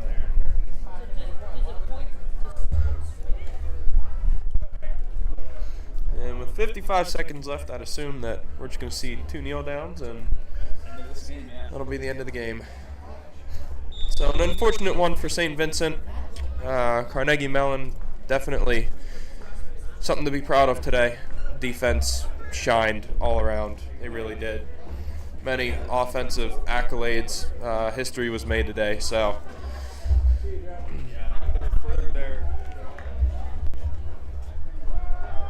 And they'll go back to the run. as Ferber refuses to go down. With less than 30 seconds left remaining in this game. And that should run out the clock. Do it, yeah. Yeah, Carnegie Mellon just further proving why they're one of the best teams in Division III football. With all the tackles for losses today, I can imagine that they're going to be boosted up to the #1 TFL team in Division III, and this will bring this game to a close officially. The final score from Chuck Knoll Field: Carnegie Mellon Titans win 69 against St. Vincent College, who scored 7 today. That'll do it for us. I'm Cole Easterling, alongside me Logan Roop and Matthew Boyer. Thanks for tuning in today. Stay tuned as WSVC Radio will bring you a post-game recap.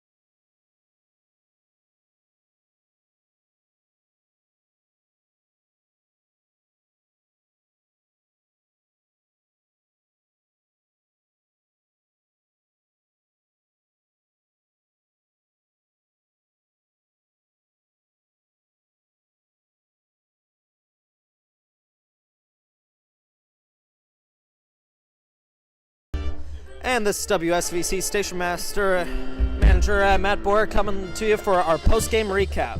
St. Vincent Bearcats lost today's football game at 7-69 against Carnegie Mellon.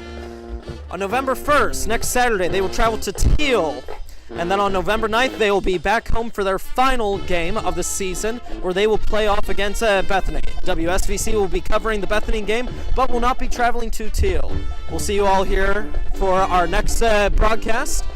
For WSVC, I'm Matt Boyer, Station Manager. Tune in to any of our podcast shows dropping throughout the entire week. We'll see you soon.